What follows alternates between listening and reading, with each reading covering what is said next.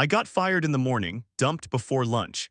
And by night, I was sleeping inside an abandoned village primary school because apparently my business empire was starting on hard mode. My name is Wei Lang. I had worked at that company for half a year, and I was not exactly coasting. Overtime, dirty work, emergency projects, all of it. Last month, I even slept in the office for 3 straight days to hit a deadline. And Supervisor Fang Qiang patted my shoulder like I was the company's favorite exhausted battery. Then this morning, he slapped a termination report onto my desk. Wei Langs, you are fired. The whole office went quiet. I asked why. Fang Qiang raised one hand and cut me off. He said everyone here was an adult. Some things did not need to be explained too clearly. The company would give me N+1 compensation. HR was processing this month's salary, and the money should arrive that afternoon. Then he told me to hurry up and leave. That was it. No thank you, no apology, just corporate eviction with a stamp on it. And then I understood. Yesterday, a well-connected newcomer had joined the department, and they had not even arranged his workstation yet. Today, I was fired. Some things really did not need to be explained too clearly, because the nepotism was sitting there with its shoes on. So I did not argue. I put the report back on the desk and said, fine. Fang Qiang expected a scene. He wanted anger, begging, maybe a little office entertainment. Too bad. I had already donated enough unpaid oxygen to that place. I packed my desk into a cardboard box. A 3-year thermos, cold medicine, 2 notebooks full of meeting notes, and a goofy puppy ornament with "Getting Filthy Rich" written on the base. Shen Feifei gave me that after graduation, back when broke still felt romantic. My coworker Chen Kai leaned over and whispered, "Brother Lang, did you really get fired?" I said yeah. He cursed under his breath, saying the newcomer arrived yesterday and I got laid off today. So it was way too obvious. I told him to keep his voice down before he was next. He glanced at Fang Qiang's office and immediately went quiet. That is the wage-slave survival instinct. Mouth says revolution, mortgage says behave. I carried the box into the elevator. As the doors closed, I saw the newcomer already sitting in my old project seat, legs crossed, smiling like he had just won the office lottery. It hurt, only for a few seconds. Downstairs, I opened Shen Feifei's chat. 7 years together, from university until now, and even after getting kicked out, my first thought was still to tell her. I typed, Feifei, should I pick you up after work? Eyes got fired. Before I could finish explaining the severance, she called. For 1 second, I thought she was worried. Then she said, Wei Lang, let us break up. I stopped at the company entrance. She said she had followed me for 7 years, and her demand was not high. She only wanted stable income. But now I had even lost my job.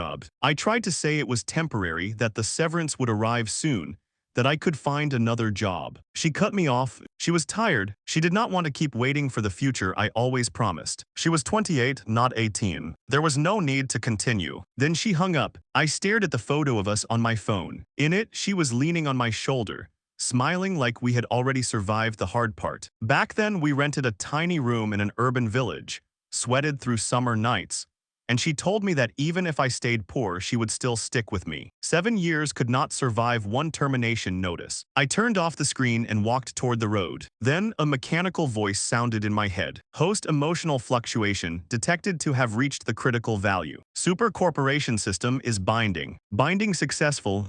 I froze. Cars passed. People walked by. Nobody reacted. So either grief had finally installed software in my brain, or my web novel starter pack had arrived with terrible timing and excellent branding. The system introduced itself as the Super Corporation System. Goal: strongest corporation in the world. Activate legal company plus real office address. Simple menu, brutal requirements. I checked my bank app. Balance 3,126.48 yuan. My compensation would arrive that afternoon, a little over 30,000 with salary included. I thought maybe I could rent a tiny office and activate the system. Then I opened the rental apps. Monthly rent, 38,000 paid annually. Monthly rent, 52,000 paid annually. Monthly rent starting at 80,000 paid annually. My account balance saw those prices and chose emotional distancing. Agents started calling. One offered a 120 square meter office for 36,000 a month. with 2 months deposit and 3 months rent in advance. I hung up. Another pitched an entrepreneurship park for 420,000 paid annually. I asked if I looked like a man with 420,000. He said entrepreneurship required investment. Amazing, poverty cured, thank you master. I searched farther out. Suburban offices were still 70 or 80,000 a year. Converted warehouses started at 50,000. Even registration-only addresses cost over 10,000. And the system had already banned fake addresses. No real office, no activation. Then a message popped up in my village WeChat group. The old Xinglang primary school campus was open for lease. About 8 mu, teaching building, playground, cafeteria, and dormitories. Rent 20,000 yuan per year. 20,000 for a whole campus. The city wanted a kidney for one office. My hometown was offering 12 classrooms and a playground for the price of a manager's chair. Suddenly, the countryside looked less like failure and more like discounted destiny. I called the number. Village head Wei Lang answered, surprised I was calling instead of working in the city. I told him I wanted to rent the school. He asked what I wanted a primary school for. I said to open a company. Even I heard how absurd that sounded. I had been unemployed for about 5 minutes. And now I was trying to rent an entire school like my board of directors was hiding in my suitcase. Uncle Jiangguo said nobody else wanted it. Someone had once wanted to raise chickens there, but the village committee rejected it because of the smell. A proper company was better than chickens. Narrow victory, but we take it. He warned me the school was old. Water and electricity were connected, but repairs were needed. No altering the main structure. No pollution. Rent was 20,000. Deposit was 5,000. If I wanted it, I should come back that afternoon. I agreed. Now there was a path. Compensation arrives, rent the school, register the company, activate the system. I went back to my rented apartment. 6th floor, no elevator, damp hallway, peeling walls. Shen Feifei's slippers were still at the door. Her lipstick, perfume, and jacket were still there. 3 years in that apartment, and suddenly the place looked like a room someone had already left. I packed clothes, ID documents, laptop, and charger. In the bedside drawer, I found the ring. It cost a little over 2,000 yuan. I had planned to propose at the end of the year. I looked at it for a long time. Then I closed the box and threw it into the trash. No punchline. Some losses are better left quiet. After I ate a bowl of noodles, my phone finally vibrated. Your account ending in 8721 has received a deposit of 32,864 RMB. That was my severance and my first startup capital. I booked a high-speed rail ticket home. On the way, I kept searching company registration steps.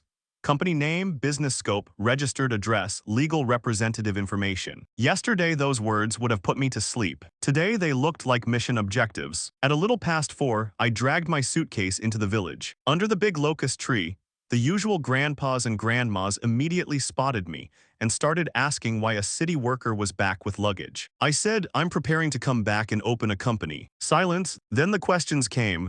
A company in the village? Don't companies open in the city? I told them they would know later and kept walking, while the discussion started behind me. They guessed I had failed in the city. Fair, but failure is only embarrassing if you unpack there and live in it. Uncle Jiangguo took me to the school. The iron gate was half rusted. The sign had faded. The playground was cracked with weeds pushing through the concrete. The basketball hoop was still there, missing part of the backboard. The teaching building walls were yellowed, and some windows were broken. But the structure was solid. 12 classrooms, 3 offices, a cafeteria, dormitories, water and electricity. Empty, dusty, old, and absolutely big enough. I could already see it. 1 classroom as my dormitory. Offices for meetings and research. Cafeteria for cooking. Playground for parking, materials, and later maybe a workshop. 20,000 a year. That was not rent. That was the map marker flashing. We went back to the village committee. The contract was simple. 1-year lease, no illegal operations, no damage to the main structure, no polluting production, water and electricity by meter. I signed and transferred 25,000 yuan. Uncle Jiangguo handed me the keys and told me starting a business was hard. If it failed, I could still return to the city for a job. I smiled. I was not going back to be squeezed by Fang Qiang. I was not going back to watch the connected newcomer sit in my chair. I was not going back so Shen Feifei could call me useless with better signal. That road was closed. That evening, I dragged my suitcase back to Xinglang Primary School. I opened a first-floor classroom, and dust hit me like the building had been saving it personally. Old desks were still inside. On the blackboard, the words remained, Study hard, make progress every day. I laughed. All right, starting today, start a business well, make money every day. I opened the windows, found a broom and dustpan, taped the loose handle, and cleaned until dark. Dust flew, desk scraped the floor, a wooden splinter scratched my palm. I kept going. By night, the floor was clear, broken desks were piled in the corner. My laptop sat on the podium, and the old fluorescent light flickered above me. I told the system to bind the address. Address bound, former Xinglang Primary School. Novice task, register company within 7 days. Reward novice gift pack, 7 days. License name scope, no motivational speech. Just a deadline, honestly useful. Dreams are slippery. Deadlines punch you in the ribs. I used the podium as my desk and started filling out the registration. The company would be a food company using the countryside's natural advantage.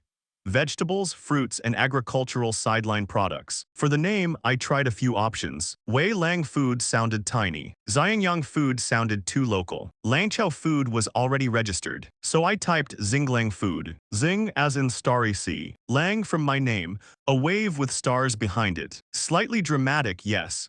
But I had just thrown away a proposal ring and rented a school. Let me have branding. For the business scope, I chose production and sales of seasonings, chili sauce, canned food, and agricultural sideline products. At 9 that night, I submitted the application. Only then did my stomach remind me it existed. The village store was closed, so dinner was instant noodles. I fetched water from the cafeteria, watched the tap run yellow before turning clear, boiled it with an electric kettle, and sat at the classroom doorway eating while the playground went dark. The village night was quiet. Dogs barked far away. A motorcycle passed the school gate, its headlights sweeping over the iron bars and disappearing. The noodles were spicy enough to make my nose sweat, but for the first time all day, my heart felt steady. Then Shen Feifei messaged me. She said she was going back tomorrow to pack and had lost the key, so I should leave the key card in the flower pot. I replied that I had already moved out and left the key there. She asked where I moved. I said back to the village starting a company. After more than 10 seconds, she replied,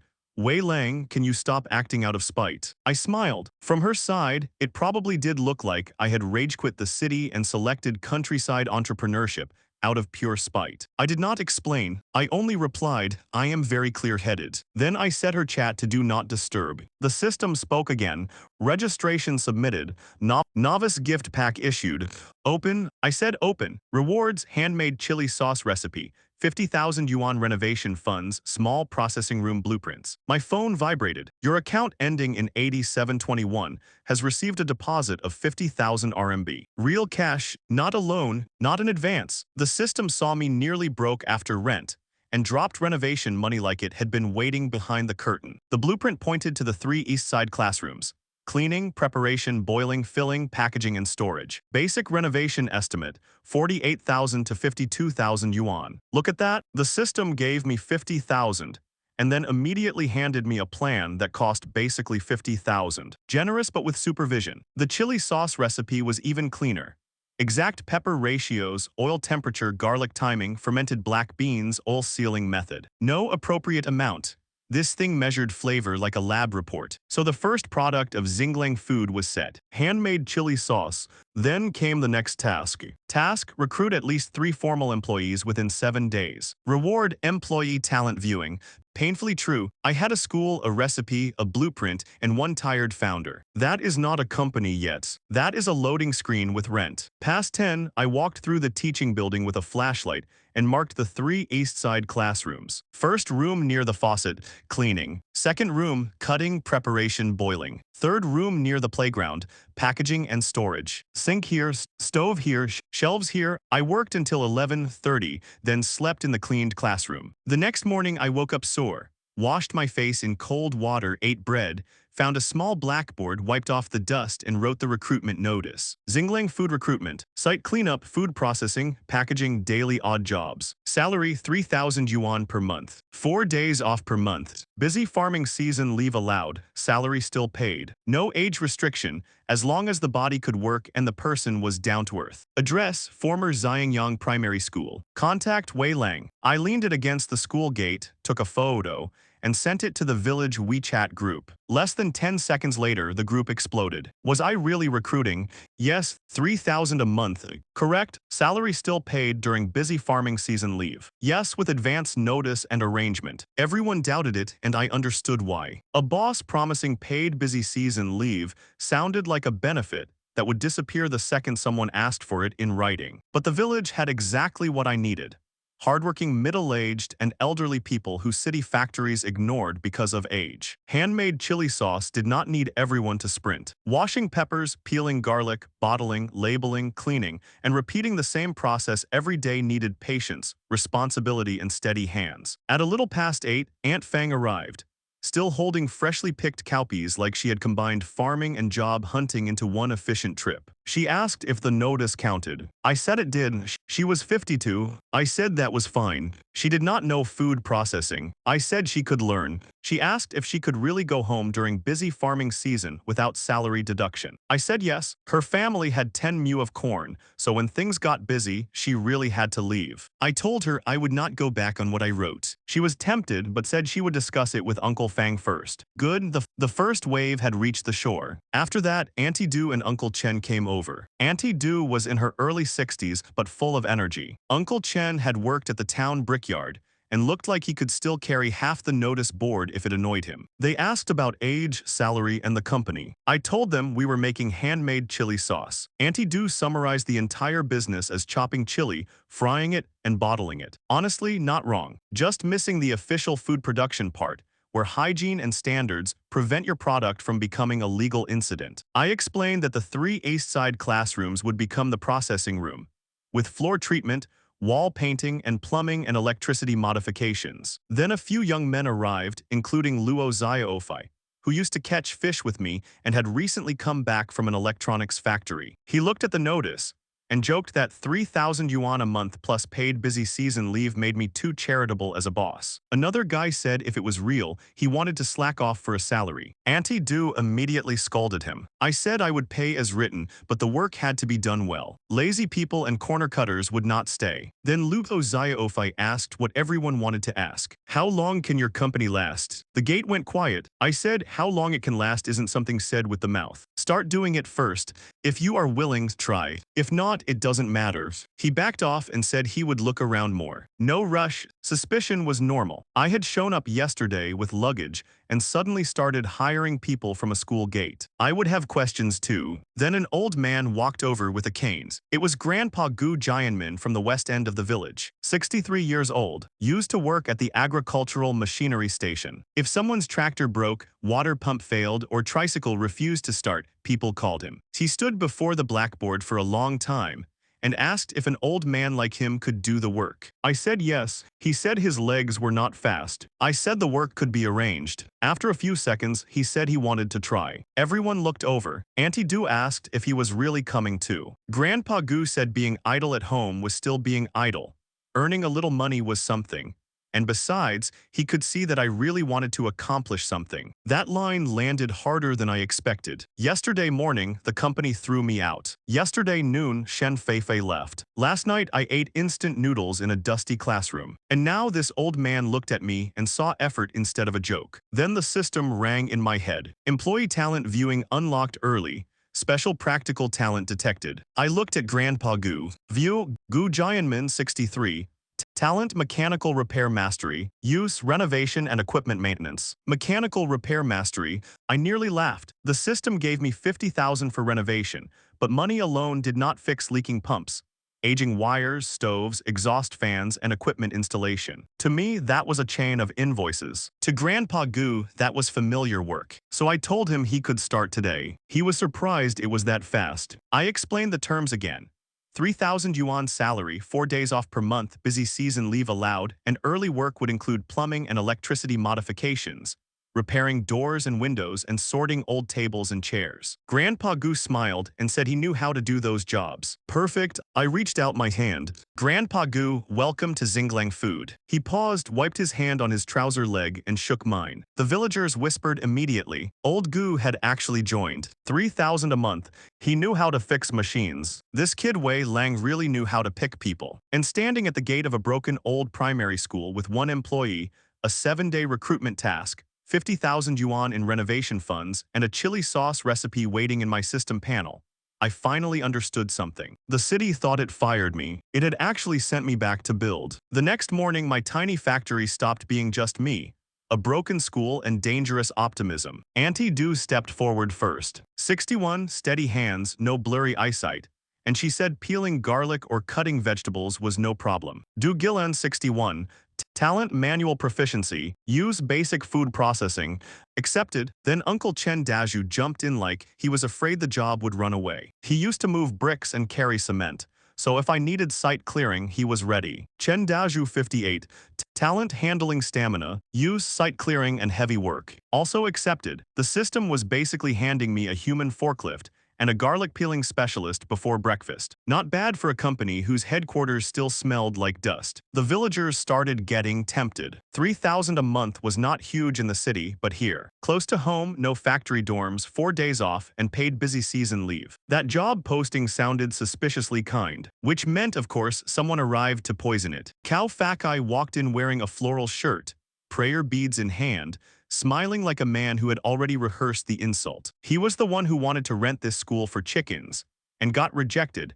because the village did not want thousands of birds turning the east side into a smell-based disaster zone. He looked at my blackboard, 3,000 salary, 4 days off, paid farming leave. Then he asked if I was opening a company or doing charity. Classic, man loses chicken coop, becomes labor economist. He turned to the villagers and started stirring doubt. Yesterday, I was still working in the city. Today, I was a boss. Were the procedures done? Could the product sell? Could wages really be paid? What if they worked for a month and the company collapsed first? The crowd hesitated, and honestly, I understood. These people were not betting spare cash. They were betting time, strength, and trust. So I opened my banking app and showed Grandpa Gu, Auntie Du, and Uncle Chen my balance. I told them I would not boast about the future, but wages for the first 3 months were guaranteed. Employment agreements would be signed. Payday would be the 10th of every month. If I delayed by 1 day, I would compensate by the day. The gate went quiet. Cao Fakai's smile froze. Beautiful little system error. Grandpa Gu backed me up. He said he trusted my character, and more importantly, he pointed to the classroom I had cleaned myself the night before. Swept floor, opened windows, broken desk stacked, cuts still on my hand. A person who worked for real left evidence behind. Cal still sneered, saying anyone could act at the beginning. Wait 2 months, he said, and see who cried when wages could not be paid. I stepped forward and told him whether Xinglang food survived was not up to him. I had rented the place legally. People could work if they wanted, leave if they did not. But if he was here to make trouble, then sorry. Please go out. He asked if I was telling him to get out. Correct? Then I told him Xinglang Primary School used to teach children, and from now on it would be Xinglang Foods factory area. It won't turn into a chicken coop. The villagers laughed. Cao Fakai's face twitched like I had stepped directly on the sore spot, because I had. He shouted that he wanted to see how long my food company could survive, then left with nobody answering him. Good. First public boss fight cleared. I dragged an old desk to the gate and started registration. Name, age, phone number. Today registration. This afternoon employment agreements. Tomorrow morning at 8, official work. Then the real hires started arriving. Shen Wanwen came with her little boy hiding behind her legs. Her husband worked away all year,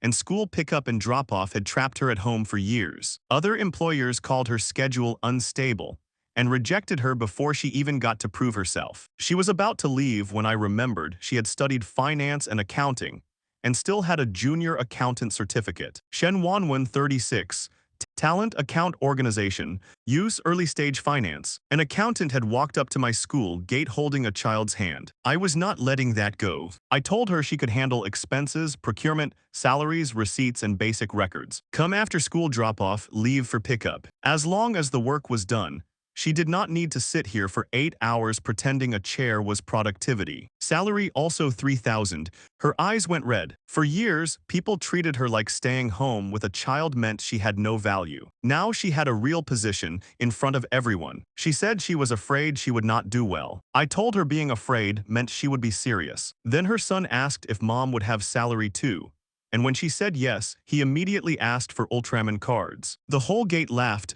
Priorities clear, economy explained, Next came Luo Jian, 30 years old, injured in a car accident 8 years ago, leg inconvenient, no stable job since. Around the village, people joked about him behind his back, and he protected himself by bragging louder than anyone believed. He asked if we were hiring, then immediately said he was asking for someone else. Sure, brother, I too rent abandoned schools for unrelated friends. He wanted a supervisor job. The crowd almost laughed. I checked him, Luo Jian 30, talent road observation, prompt clear title strict boundaries. Not useless, misplaced, so I told him there was no supervisor position.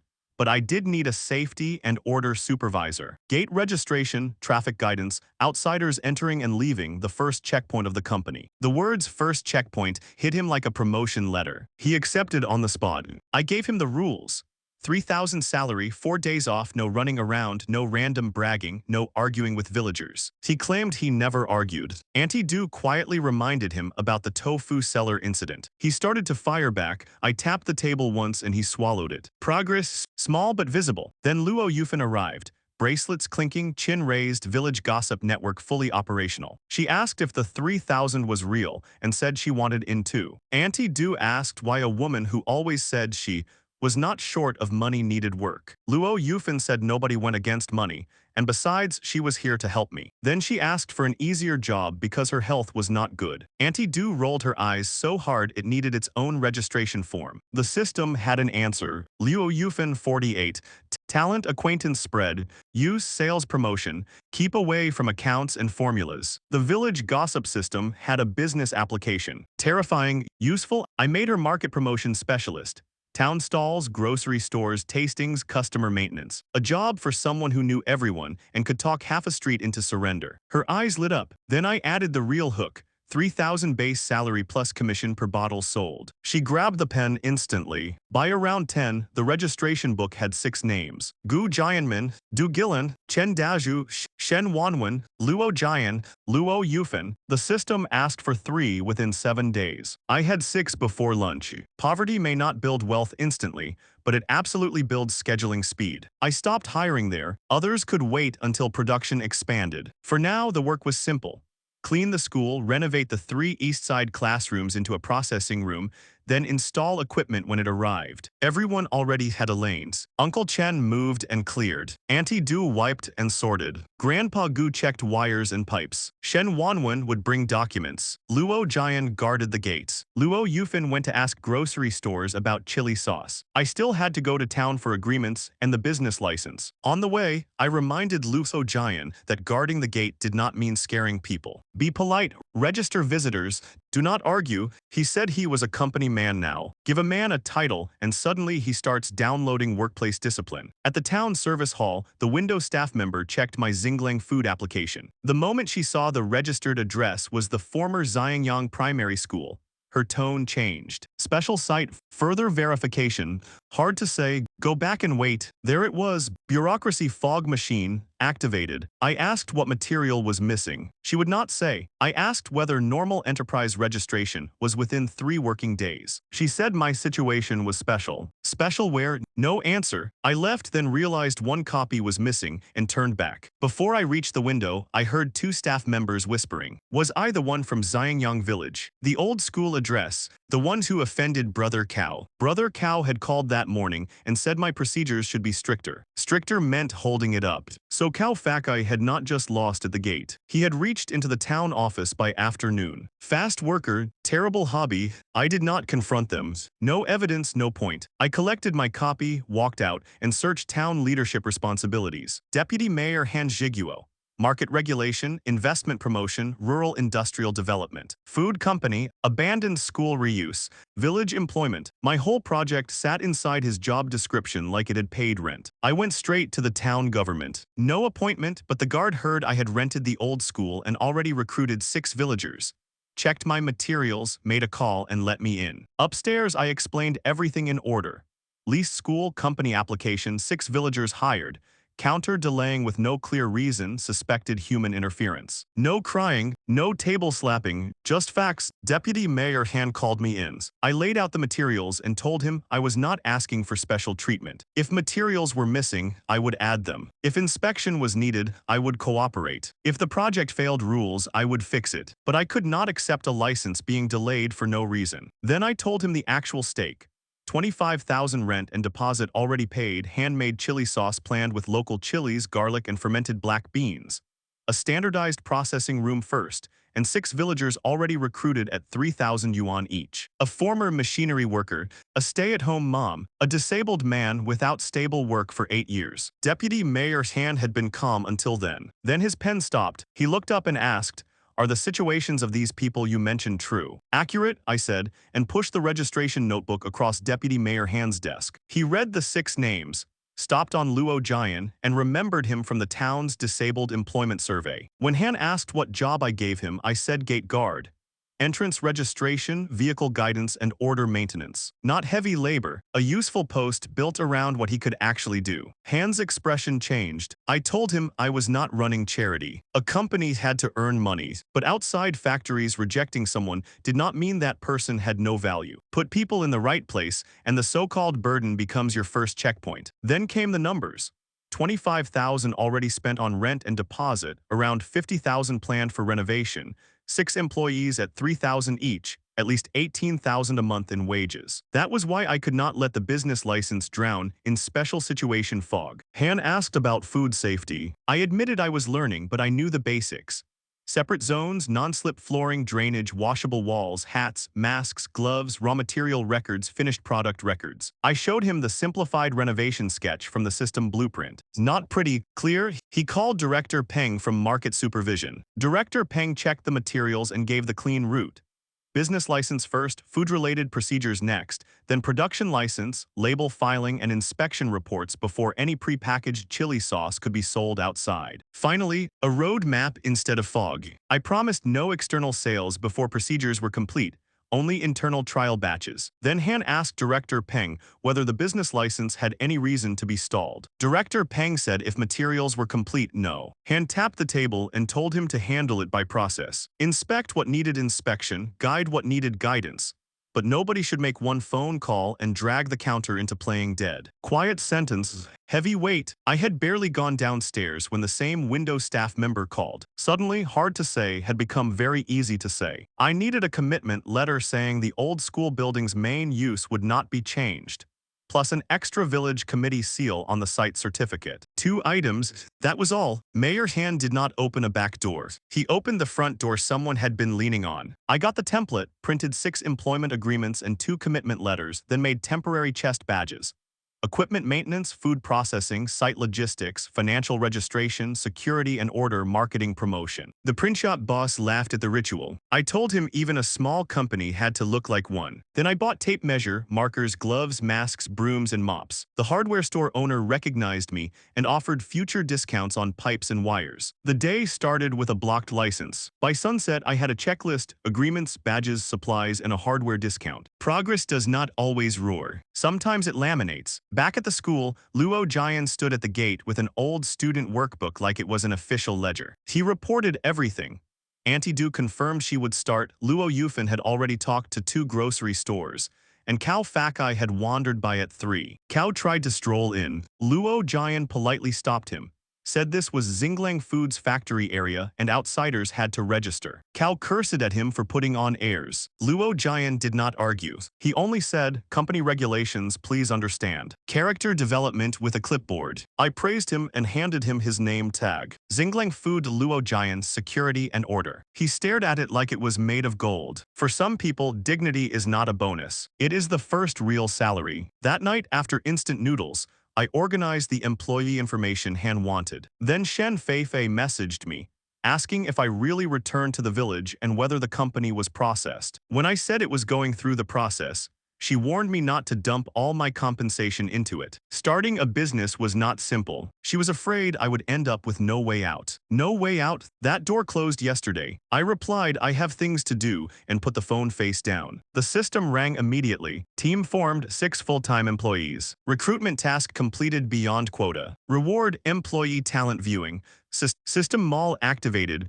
Points 1000. The mall showed me rich people equipment first. Fully automatic chili sauce production line. 500,000 points. Smart food detector, 120,000. Dust-free workshop module, 300,000. I had 1,000.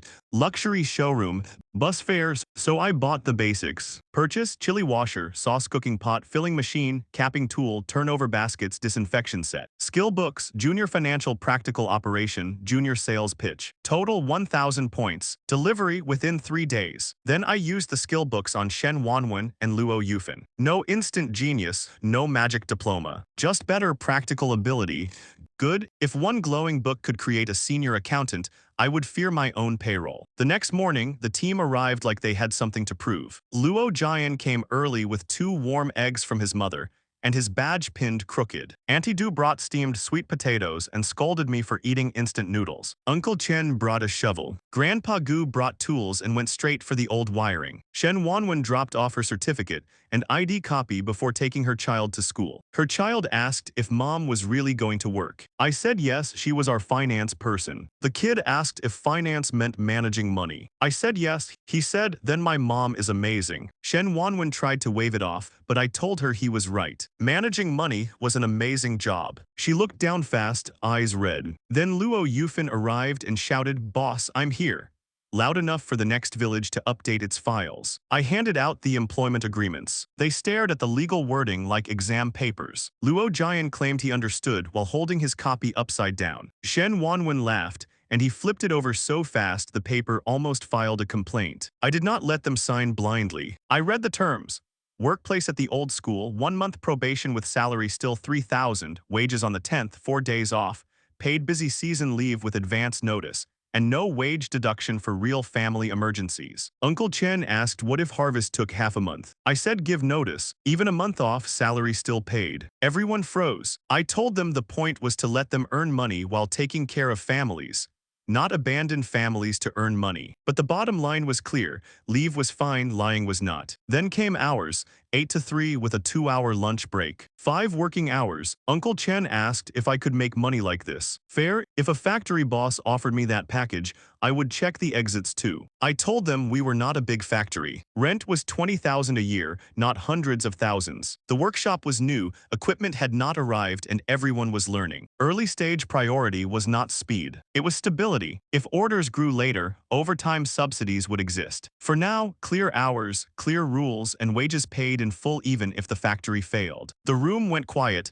Then they signed 6 agreements, 2 copies each. Shen Wanwen clipped the company copies together and wrote, "First batch employment agreements of Xinglang food." For a second, nobody spoke. It looked real now. I handed out gloves, masks, brooms, and mops. Today's task was cleaning, and because it was dirty work, today's wage was doubled. Normal day, 100 yuan.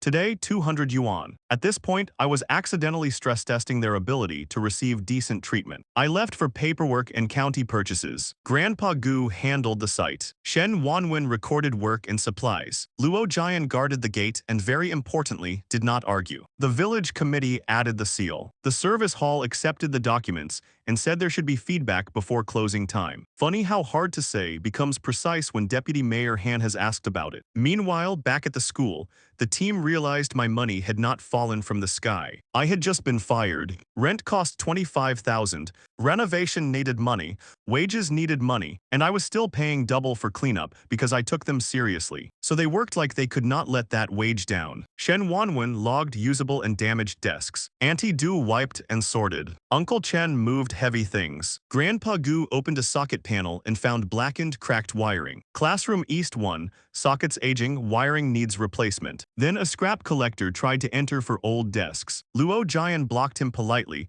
took down the situation and wrote the entry. 10:20 a.m. Scrap collector asked about old desks and chairs. Did not enter, better than bragging at the village entrance. At a little past 2, A black sedan and a white Market Supervision Bureau car stopped at the gate. Deputy Mayor Han got out with Director Peng and two staff members. Luo Jian stepped forward, saw who it was, nearly shook out of his shoes and still pulled out the registration book. "If you want to go in, I'll register you." Luo Jian's hands were sweating, but he did not lower the book. Deputy Mayor Han looked at him, then at the badge on his chest. Xinglang Food Luo Jian's security and order. Then Han smiled, took the pen and signed in himself.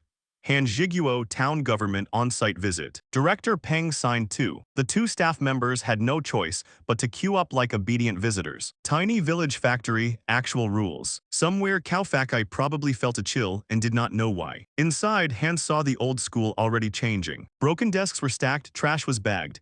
Windows were being scrubbed, wiring checked, supplies recorded. Auntie Du wiped dust like it owed her money. Uncle Chen moved desks without slamming them. Grandpa Gu had tools spread out. Shen Wanwen wrote every issue clearly. Luo Yufin swept while arguing that her mouth would make money later. Today, the mouth was on broom duty. Han had heard about the 6 employees. Seeing them was different. Most factories would reject this group instantly.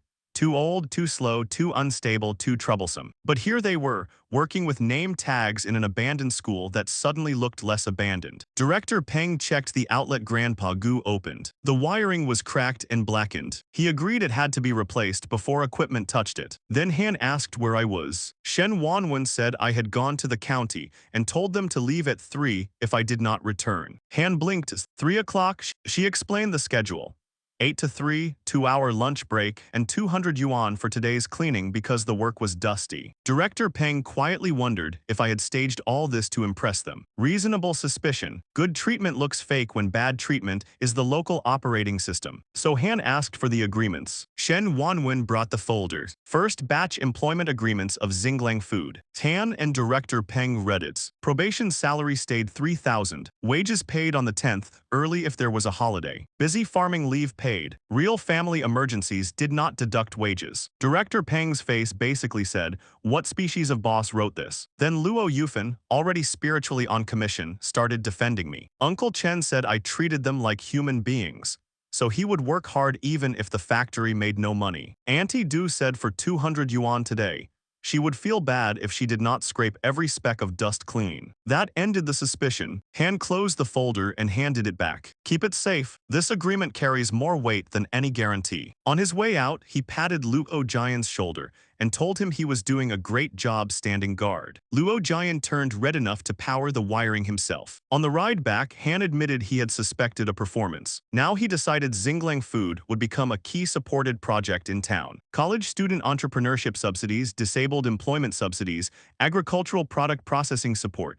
Apply for everything. Fast-track the approvals. Director Peng would bring staff to the site, not to nitpick, but to guide and solve problems on the spot. That was the wind-changing direction. The next morning, town personnel arrived with tape measures and requirements. Drainage slope needed fixing. Cutting area walls needed tiles at least 1.5 meters high. Wiring needed replacement. Floors needed proper treatment. No vague instructions. No waiting forever. Just fix this, change that, keep moving. Renovation accelerated. Uncle Chen carried cement until sweat soaked his shirt. Auntie Du and Luo Yufin somehow stopped fighting long enough to mix cement and pass bricks. Grandpa Gu wrote every technical change in his notebook. At 11:30, I called lunch. Nobody stopped, so I took Uncle Chen's trowel and said, "Work 1 more minute and today's salary gets cut in half." Instant lunch break. The town staff stared. They had seen bosses force workers to work. They had not seen a boss threaten wage deductions because workers refused to rest. By the afternoon of the 3rd day, the truck arrived. A heavy engine rumbled into Xinglang village, and half the village came out like a festival had accidentally parked at the school. Luo Jian stood at the gate with a new baton and whistle, directing the driver like logistics had been waiting for him his whole life. The wooden boxes came down. Chili washer, stainless steel sauce cooking pot, semi-automatic filling machine, capping tool, baskets, disinfection set. Auntie Du said the pot was almost as big as her family's water vat. Grandpa Gu skipped admiration and went straight to work. Wrench out, power connected, calibration started. Half a day later, Xinglang Food had a small production line. Next, raw materials. The village loudspeaker fired up the next morning with Luo Yufin's voice. Xinglang Food was buying red chilies and garlic. Chilies at 1.2 yuan per caddy. caddy. Garlic at 2.5 yuan per caddy. Paid on the spot. Rotten, bad, or stale goods not accepted. Within half an hour, the school gate was packed. Carts, shoulder poles, electric tricycles, red chilies, white garlic. Luo Jian kept order at the entrance and even sent a line cutter to the back. The man grumbled, but he went. Badge authority, beautiful and slightly frightening. Inside, Shen Wanwen handled the calculator, scale, ledger, and cash box. Uncle Chen lifted bags onto the scale. 38 caddies. 38 at 1.2 yuan made 45.6 yuan. Shen Wanwen counted the cash and paid on the spot. The villager was thrilled. No trip to town, fair price money immediately. For the first time, the school gate did not look abandoned. It looked alive. Then Auntie Du found rotten chilies hidden at the bottom of second sister-in-law Cow's basket. Second sister-in-law Cow tried to shrug it off. A few bad ones did not matter, she said. We were chopping them into sauce anyway. It would not kill anyone's. Wrong sentence, wrong factory. I checked the basket, found more rotten chilies and had Uncle Chen move it back. We won't accept this basket. In the future, we won't accept your vegetables either. She flushed, cursed, and left. The crowd went silent. Everyone who had secretly mixed in bad pieces started fishing them out. Quality Control Lesson 1, Public Fast Unforgettable. Then production began. The washer spun. Red chilies rolled through bubbling water. Auntie Du and helpers removed stems. Uncle Chen fed washed chilies and garlic through the cutter. Chili and garlic filled the room sharp enough to wake the dead and make them ask for rice. I put on a white work uniform, mask, and chef's hat and stood at the sauce pot. System recipe in my head. Rapeseed oil, heat to 120 degrees. Sichuan peppercorns, star anise, bay leaves. Fry, scoop out, minced garlic, chopped chilies, fermented black beans, sugar, salt, special seasoning. When the chilies hit the hot oil, the whole room changed. Sizzle, steam, red oil, garlic, spice. The smell rolled out of the classroom, across the playground, and onto the village road. Two school kids stopped outside the gate just to sniff. Old men under the tree said the aroma made them want 2 bowls of rice. At the door, Luo Jian kept swallowing. Same, brothers, same. The sauce deepened until the pot looked like red oil, and Chili had signed a merger agreement. Heat off, the first basin of Xinglang handmade chili sauce was done. I gave Luo Jian the first taste. He gasped, stomped from the spice, and still gave a thumbs up. Brother Lang, awesome. Uncle Chen took a bigger bite, nearly met his ancestors, then shouted it was spicy but fragrant. With steamed buns, he could eat 3 in one meal. Auntie Du tried a tiny bit and immediately went back for more, saying she had made chili sauce her whole life and never made anything this good. Grandpa Gu tasted quietly and called it peerless. Shen Wanwen said it was 10 times better than the big brands in town. Luo Yufan ate the most, choked the hardest, and instantly demanded bottles so she could take them to town. Sales department dangerously activated. I stopped her. We were running a company, not ladling sauce into random bowls and calling it commerce. The filling machine came next. Uncle Chen poured sauce into the hopper. I placed a clean glass bottle under the nozzle and stepped on the switch. Exactly 200 grams. Not a drop wasted. Grandpa Gu tested the capping tool, pulled the lever, and sealed the lid tight. For the next hour, everyone found rhythm. Loading, filling, capping, wiping, recording. Before noon, 100 bottles of bright red Xinglang handmade chili sauce stood on the table. No labels yet, bare glass, but inside, plump chili flesh and golden minced garlic sat in red oil like they already knew they were expensive. Luo Yufan said taste alone could sell it. Maybe, but I had a cleaner plans. I gave her 10 bottles for town that afternoon. Not to sell, to sample, find familiar grocery stores, open a bottle, let owners taste it. If they liked it, tell them official labels would be ready in a day or 2. And we would supply directly. Leave the 10 bottles there so neighbors could try them free. Luo Yufan blinked. Eat for free. I smiled. Right, nothing ventured, nothing gained. At 1 in the afternoon, Luo Yufan strapped 10 bottles of chili sauce into a cloth bag and rode her electric scooter toward town like the whole launch depended on those bottles. Because it did, I did not idle either. The sauce had taste, but bare bottles do not look like a product. So I made a simple label for the standard 200-gram glass bottles. Xinglang handmade chili sauce in big letters, fiery red background, then ingredients, production date, shelf life, manufacturer, and address. I sent it to a county printing plant, paid double rush fee, and demanded delivery early tomorrow morning. Double rush fee hurt, but showing up to market with naked bottles hurts worse. By evening, Luo Yufan reached Old Chen's value supermarket. Old Chen was behind the counter watching TV when she dropped the cloth bag down and told him she had brought him the god of wealth. He laughed when he saw the unlabeled bottle. Was this from the factory I opened in that rundown school? Did Luo Yufan really go work for me? Had she actually received the 3,000 salary yet? Luo Yufan did not argue. Smart woman, she unscrewed the cap. The aroma came out first. Old Chen's laugh died in his throat. She handed him disposable chopsticks and told him to taste. He dipped a little, put it in his mouth, waited 1 second, then slapped the counter. Holy crap, that is not official market feedback, but I accept it. He asked if I really made it. Luo Yufan said yes, then explained the plan. This bottle stayed as a free sample. Let regular customers taste it. Official labeled stock would arrive tomorrow, and if he thought it could sell, he could order then. Old Chen immediately wanted all the bottles in her bag. Before he could negotiate, Old Hai, a burly long-distance truck driver, walked in for cigarettes, smelled the sauce, and locked onto the bottle instantly. Old Chen let him taste with a toothpick. Old Hai flushed, sweated, and asked how much per bottle. He ran long distances. Instant noodles tasted dead, and he wanted 10 bottles for the truck. Old Chen had to admit it was only a sample. Old Hai slapped 50 yuan on the counter and tried to buy that one bottle. Old Chen covered it with his hand. 50 would not do. He still needed it for liquor and steamed buns tonight. The two almost fought over a sample bottle. Beautiful? We had no packaging, no shelf space, no official launch.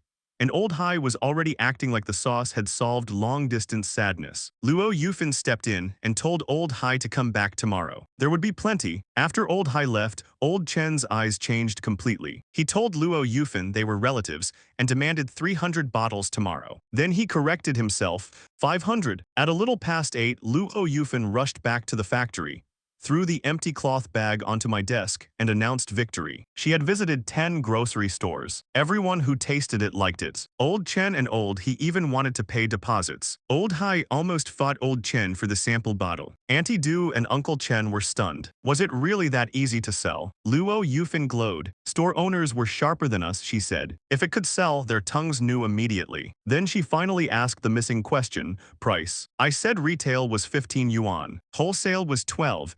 The room nearly fell over.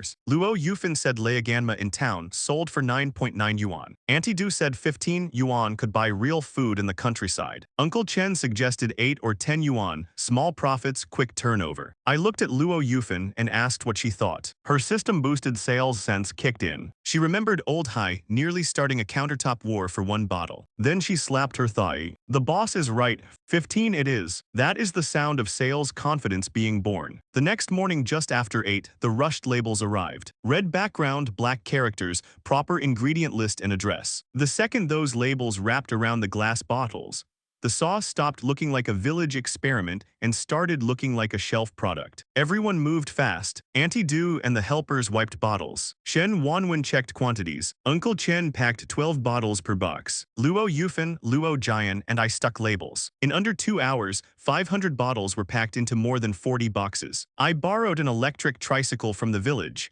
loaded the boxes, and took Luo Yufan to town. At Old Chen's supermarket, the man practically flew out from behind the counter. His family had finished the sample in one meal, his wife wanted more, and relatives were already being drafted into the demand chain. Then he heard the price. Wholesale 12, retail 15. His smile froze. Before he could complain, Old Hai screeched to a stop outside, jumped down and ran over. Where's the goods? He did not ask for a discount. He did not inspect packaging. He grabbed 2 boxes directly. 24 bottles, 15 each, 360 yuan. Old Chen opened the payment code so fast his doubts did not even get a funeral. And just like that, before the stock entered the supermarket, Old Chen saw the math. Wholesale 12, retail 15, 3 yuan profit per bottle. 2 boxes already meant 72 yuan net profit. His brain updated. He wanted 50 boxes. Luo Yufan told him impossible. We had only brought a little over 40 boxes total, and other stores needed stock too. In the end, Old Chen got 20 boxes, and we took the rest around town. Some store owners flinched at the 12 yuan wholesale price. Then they heard Old Chen had swallowed 20 boxes in one breath, and suddenly expensive became give me 3 boxes. Then 5. Then more. Before 11 in the morning, the tricycle was empty. 500 bottles sold out. Back at the school, Luo Yufan sat half on my desk. telling the battle story with spit flying and bracelets clinking. For once, Auntie Du did not argue. She poured her warm water and said she did not expect Luo Yufan to be this capable. That praise hit harder than any commission. I told Shen Wanwen to record today's accounts and calculate Luo Yufan's sales commission separately. Sales position commission, 50 cents per bottle. 500 bottles meant 250 yuan. Luo Yufan froze. Just one morning, with her own mouth, 250 yuan. She had spent years bragging about what her husband and son earned, but this money was hers, earned uprightly in daylight from work only she had done. Her eyes went red, and she ran out to call her husband. Everyone else stared with envy, so I gave them the rest. Luo Yufan sold it, yes, but everyone made it. For every bottle sold, each production employee got 10 cents. 500 bottles meant a 50 yuan bonus each. Auntie Du and Uncle Chen lit up. Basic daily wage plus bonus. For people used to being squeezed until even leave became a punishment, this was not just money. This was proof the company shared wins. At the gate, Luo Jian looked happy for everyone and a little left behind. I waved him over and handed him 2 chickens. We were having a celebration meal. He would cook. He froze. I reminded him that he used to brag about studying cooking at Xinglang, better than town chefs. He admitted in a tiny voice that it was all bragging. I did not expose him. I turned it into a task. Cook the meal, do it well, celebration banquet. Do it badly, we all chew chicken bones together. Then I told him to take a bowl home afterward for his mother. That stopped him. Since his father died in a car accident 3 years ago, Luo Jian and his mother had depended on each other. People whispered that he was a useless burden, but nobody cared how hard his mother had carried him. I remembered, his eyes heated, and he gripped the chickens like a mission order. Guaranteed to complete the task. The task, unfortunately, met reality. At lunch, Luo Jian brought out a basin of chicken that looked like it had lost a fight with soy sauce and fire. Some pieces were black, some still looked suspicious. The color distribution was less cuisine, more accident report. He lowered his head, nearly crying, and said he ruined my chickens. He even pulled out crumpled bills, saying he would go to town and buy 2 more. I picked the blackest piece and ate it. Not bad, quite chewy. Was that an honest review? No. Was it leadership? Unfortunately, yes. I told everyone to eat. Today's master chef was Luo Jian, Langxiang graduate, so they had to show face. Uncle Chen took a bite like a man signing a will and said it was indeed chewy. Auntie Du grimaced from the salt and still said it went great with rice. Everyone joined in, praising with survival-level enthusiasm. Luo Jian stood frozen. Nobody mocked him, nobody spat it out, nobody said the old village nicknames. They ate what he made. When I told him to come eat before it was gone, he rushed in with a smile uglier than crying. Then I reminded him to pack a bowl for his mother. His chopsticks paused, and tears dropped straight into his rice while he kept eating with his head down. Then Luo Yufan's phone rang. Old Chen, his 20 boxes had sold out in less than 2 hours. People were waiting in the store. He wanted 50 more boxes immediately. Luo Yufan jumped up, ready to deliver. I stopped her. Tell him we can only deliver the day after tomorrow. Everyone stared at me like I had personally offended money. But I was not opening a company just to turn my employees back into beasts of burden. Everyone had produced, labeled, delivered, and sold all morning. They were tired. Money could never be earned all at once. This afternoon had a different job: secure raw materials. Not just Xingyang village, neighboring Wangjia village and Lizhuang too. Same price, chilies 1.2 yuan per caddy, garlic 2.5 yuan per caddy. Good quality only. Spread the news. The team moved immediately. Luo Yufan called relatives. Auntie Du went for the village broadcast. Uncle Chen rode out toward the neighboring village. Then the system rang. First batch sold 500 bottles. Phase 3 product debut. Excellent. Reward 60,000 yuan cashback plus 6,000 points. My phone lit up. Your account ending in 8721 has received 60,000 RMB. I stared at the number. We sold 6,000 yuan of sauce, and the system turned it into 60,000. My bank account had not felt this alive since. Actually, never. But more demand meant more logistics. Borrowing one village tricycle was not a business model. So I called Boss Du at the hardware store, who also sold electric vehicles. His wife had tasted our sauce at Old Chen's and complained all night because she could not buy more. I promised to save him 2 boxes next batch. Then I ordered 5 electric tricycles. 5 units, about 5,000 each, around 25,000 total. Boss Du's voice almost changed pitch. Then he said he had stock and would install the batteries and send them over. After that, I opened the system mall. The fully automatic stir-fry machine tempted me hard. 3,000 points, one-button operation, 1,000 bottles per hour. The lazy part of my soul stood up and saluted. But that machine would sideline my people. The system wanted a company, not me alone speedrunning factory simulator. So I bought 5 semi-automatic stir-fry machines instead. Purchase 5 semi-automatic stir-fry machines. Cost 1,000 points. Capacity 200 bottles hour each. Delivery within 3 days. Manual feeding, precise temperature control, auxiliary stirring. Enough efficiency to scale, not so much automation that everyone became decoration. By afternoon, people from Xinglang village, Wangjia village, Lizhuang, and even farther villages started arriving with chilies and garlic. Shen Wanwen handled accounts. Uncle Chen weighed and carried. Auntie Du inspected quality. Luo Jian kept the line moving. Luo Yufan shouted through the loudspeaker that Xinglang food paid high. But bad goods meant lifetime ban. We planned to stop at 3. We finished at 6:30.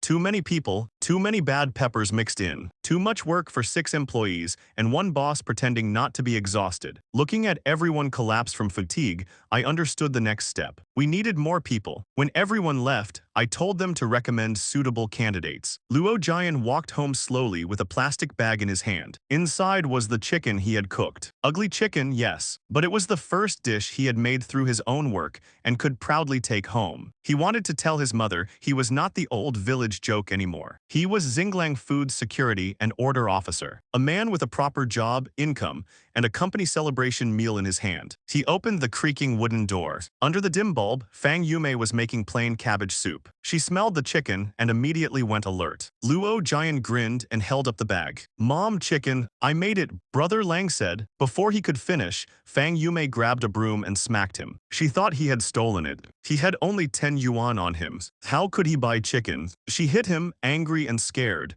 saying he finally had a job and should work properly. His father was gone now. Was it easy for him to finally have a chance? Luo Jian grabbed the broom, almost crying. "Mom, I didn't steal it." "Really? It's because I listened to you and worked hard." He hung the chicken by the window, squatted beside her, and said the words he had been desperate to bring home. "Wei Lang's rewarded it to me." Luo Jian finally gets the words out before his mother turns him into a broom-shaped cautionary tale. He tells Fang Yume the chili sauce sold out. Brother Lang bought chicken for the factory, and this bowl was brought back for her. Then he pushes his chest badge forward like the defense would like to submit Exhibit A. "Mom, I'm with Xinglang Food now. I'm not the old Luo Jian anymore." Fang Yume stops. She looks at her son, then at the bag hanging by the window. Inside is one chipped bowl packed with blackened chicken pieces. Ugly, absolutely, but real meat is real meat.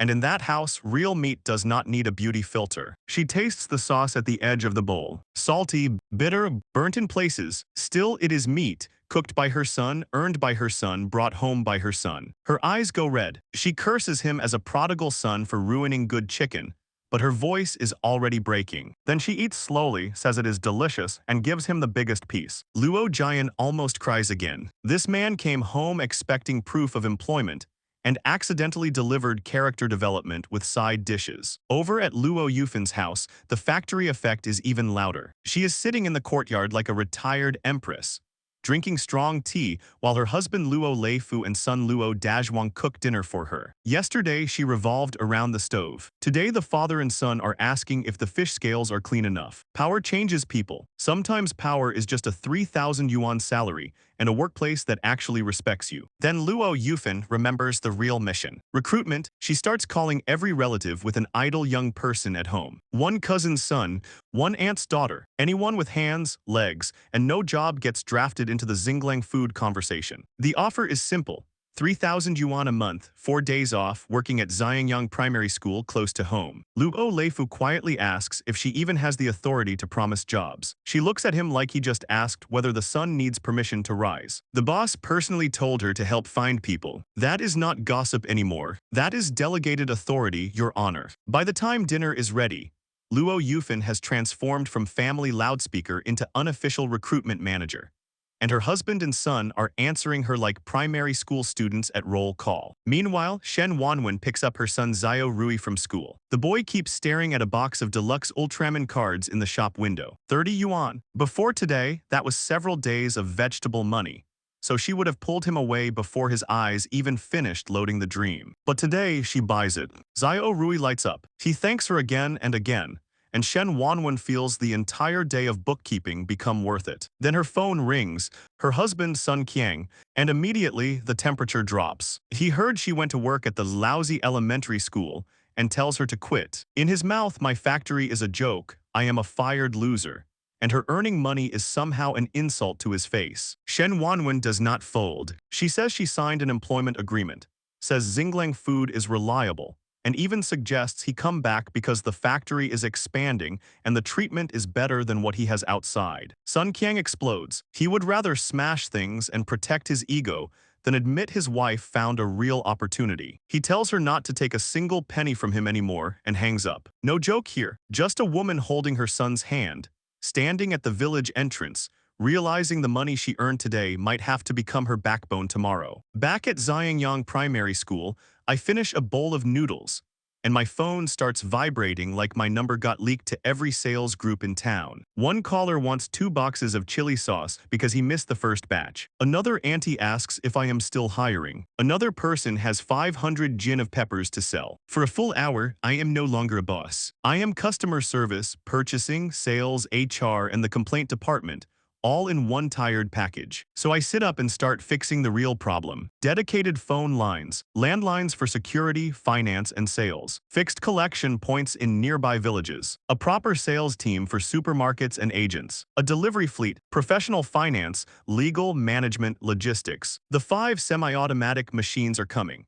And once capacity jumps, my tiny village crew cannot keep solving grown company problems with enthusiasm and borrowed tables. Then a call comes in from Su Zhai, my college roommate and closest brother, now an operations supervisor at a logistics company in the provincial capital. He opens with concern, panic, and gossip in one breath. He saw the class chat saying I got fired, then saw Shen Feifei posting that people without ambition do not deserve love. Amazing, dumped once but the marketing campaign is still active. Su Zhai tells me that company was trash anyway, then asks if I really ran back to the countryside. I tell him the truth. I came back to start a company. Silence. Then he asks if I am serious. I explain Xinglang food, the rented school, the first product, and the 500 bottles sold out on day 1. I tell him production capacity is about to surge and ask how his job is going. Bad answer for him, perfect answer for me. He is stuck in overtime, reports, big promises, and a mortgage. So I offer him a real position.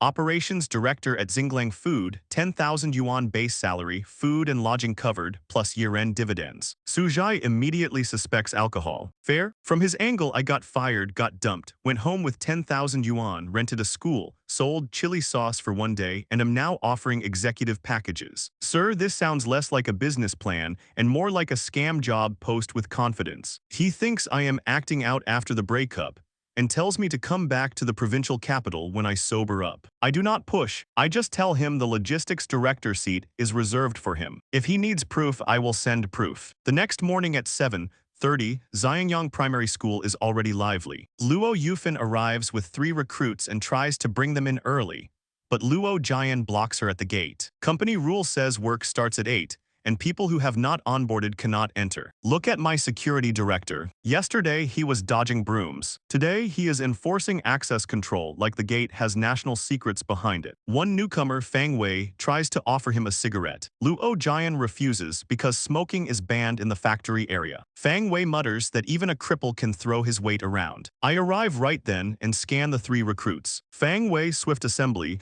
packaging lines, Luo Zin enduring handling, logistics, do QAQE color acuity, e-commerce design reserve, concise system beautiful result, 3 applicants, 3 useful talents. My HR department is still just me with a cheat sheet, but let us not disrespect the process. I let them in. Sundu Gilan, Chen Daju, Shen Wanwen, and the others arrive too, bringing steamed buns, pickles, and a preliminary financial report. At 8, 9 employees stand in the meeting room, including the 3 newcomers. I announce appointments. Shen Wanwen becomes financial supervisor. Salary 5,000. Her pen drops. That number is higher than what Sun Qiang makes outside.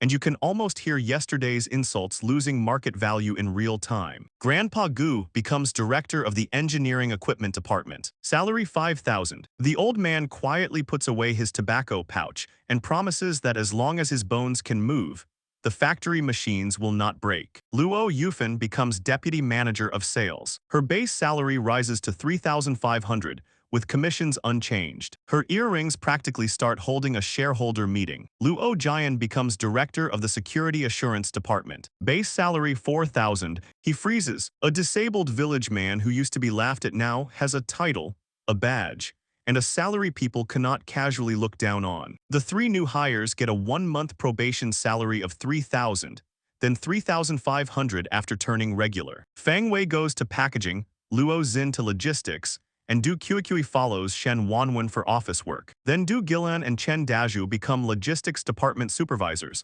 4,000 each. Their eyes turn red. This is not just payroll. This is a factory quietly handing dignity back to people who thought the village had already finished judging them. I tell everyone that department heads will handle direct work communication from now on, and can recommend people for their own departments. Then I head to town. Before I can even leave cleanly, a delivery truck arrives with 5 brand new electric tricycles. Full payment, around 25,000 yuan. Everyone stares at the vehicles like I just parked 5 futures at the school gate. I ride one to town, and the other 4 get unloaded. Luo Yufan immediately claims one for sales and delivery, because of course she does. Fang Wei sees this village ant get promoted and issued a vehicle in the same morning, then tries to switch departments before his probation chair is warm. She shuts him down.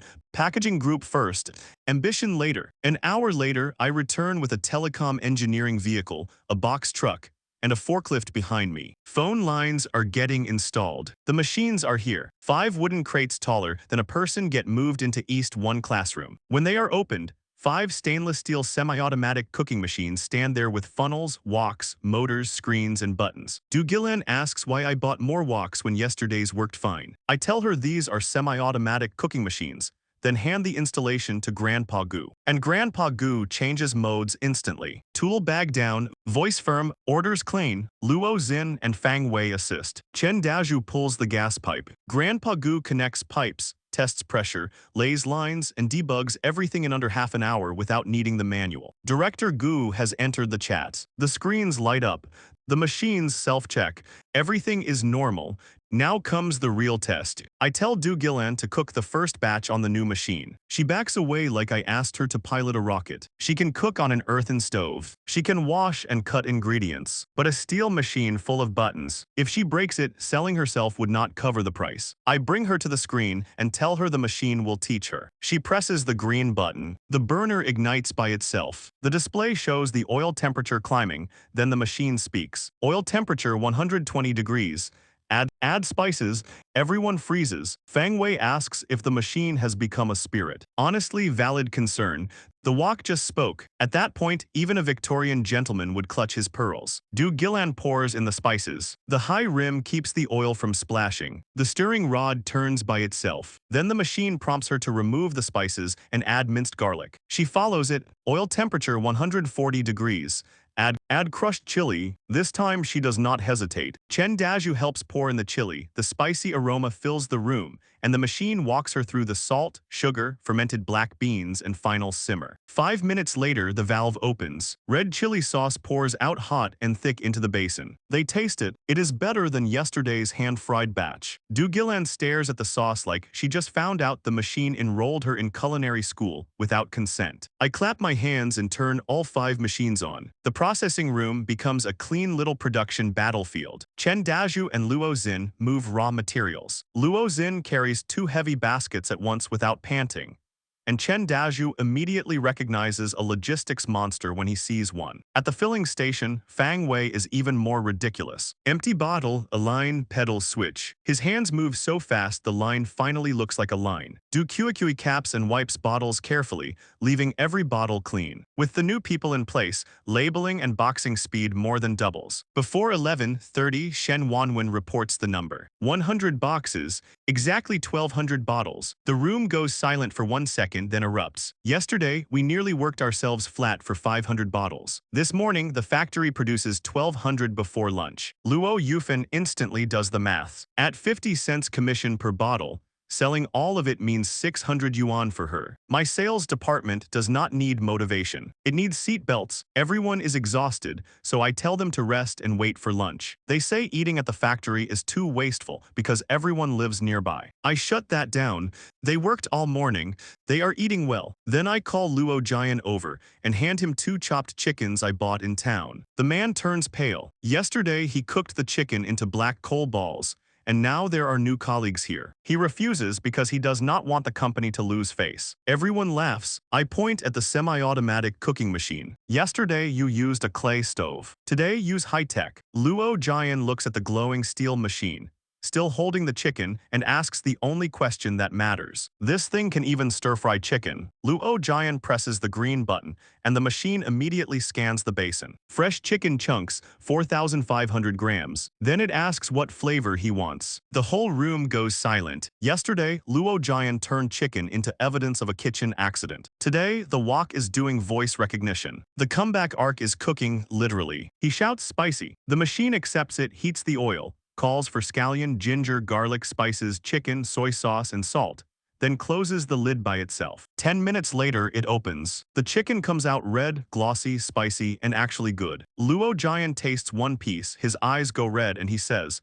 "With this thing, why would I still need to go to Langxiang?" Everyone cracks up. The man did not beat the chicken curse alone, but dignity is dignity. We count the win. At 2 in the afternoon, the factory turns into a delivery station. 5 new electric tricycles line up at the gate. Chen Dazhu and Luo Xin load the boxes. Du Gilan counts in a notebook. 100 boxes, 1,200 bottles, 20 boxes per vehicle. Luo Yufan changes into a bright red floral shirt, puts on black sunglasses, sits on the lead tricycle, and asks if everyone is ready. They shout, "Ready, Manager Luo." And just like that, Xinglang Food's first tiny convoy rolls out. The village gossip crowd is still under the old locust tree when the 5 new vehicles pass by. 2 days ago, they were laughing that I came home fired and broke. Now my sales manager is honking past them with a delivery fleet and a truckload of chili sauce. No speech needed.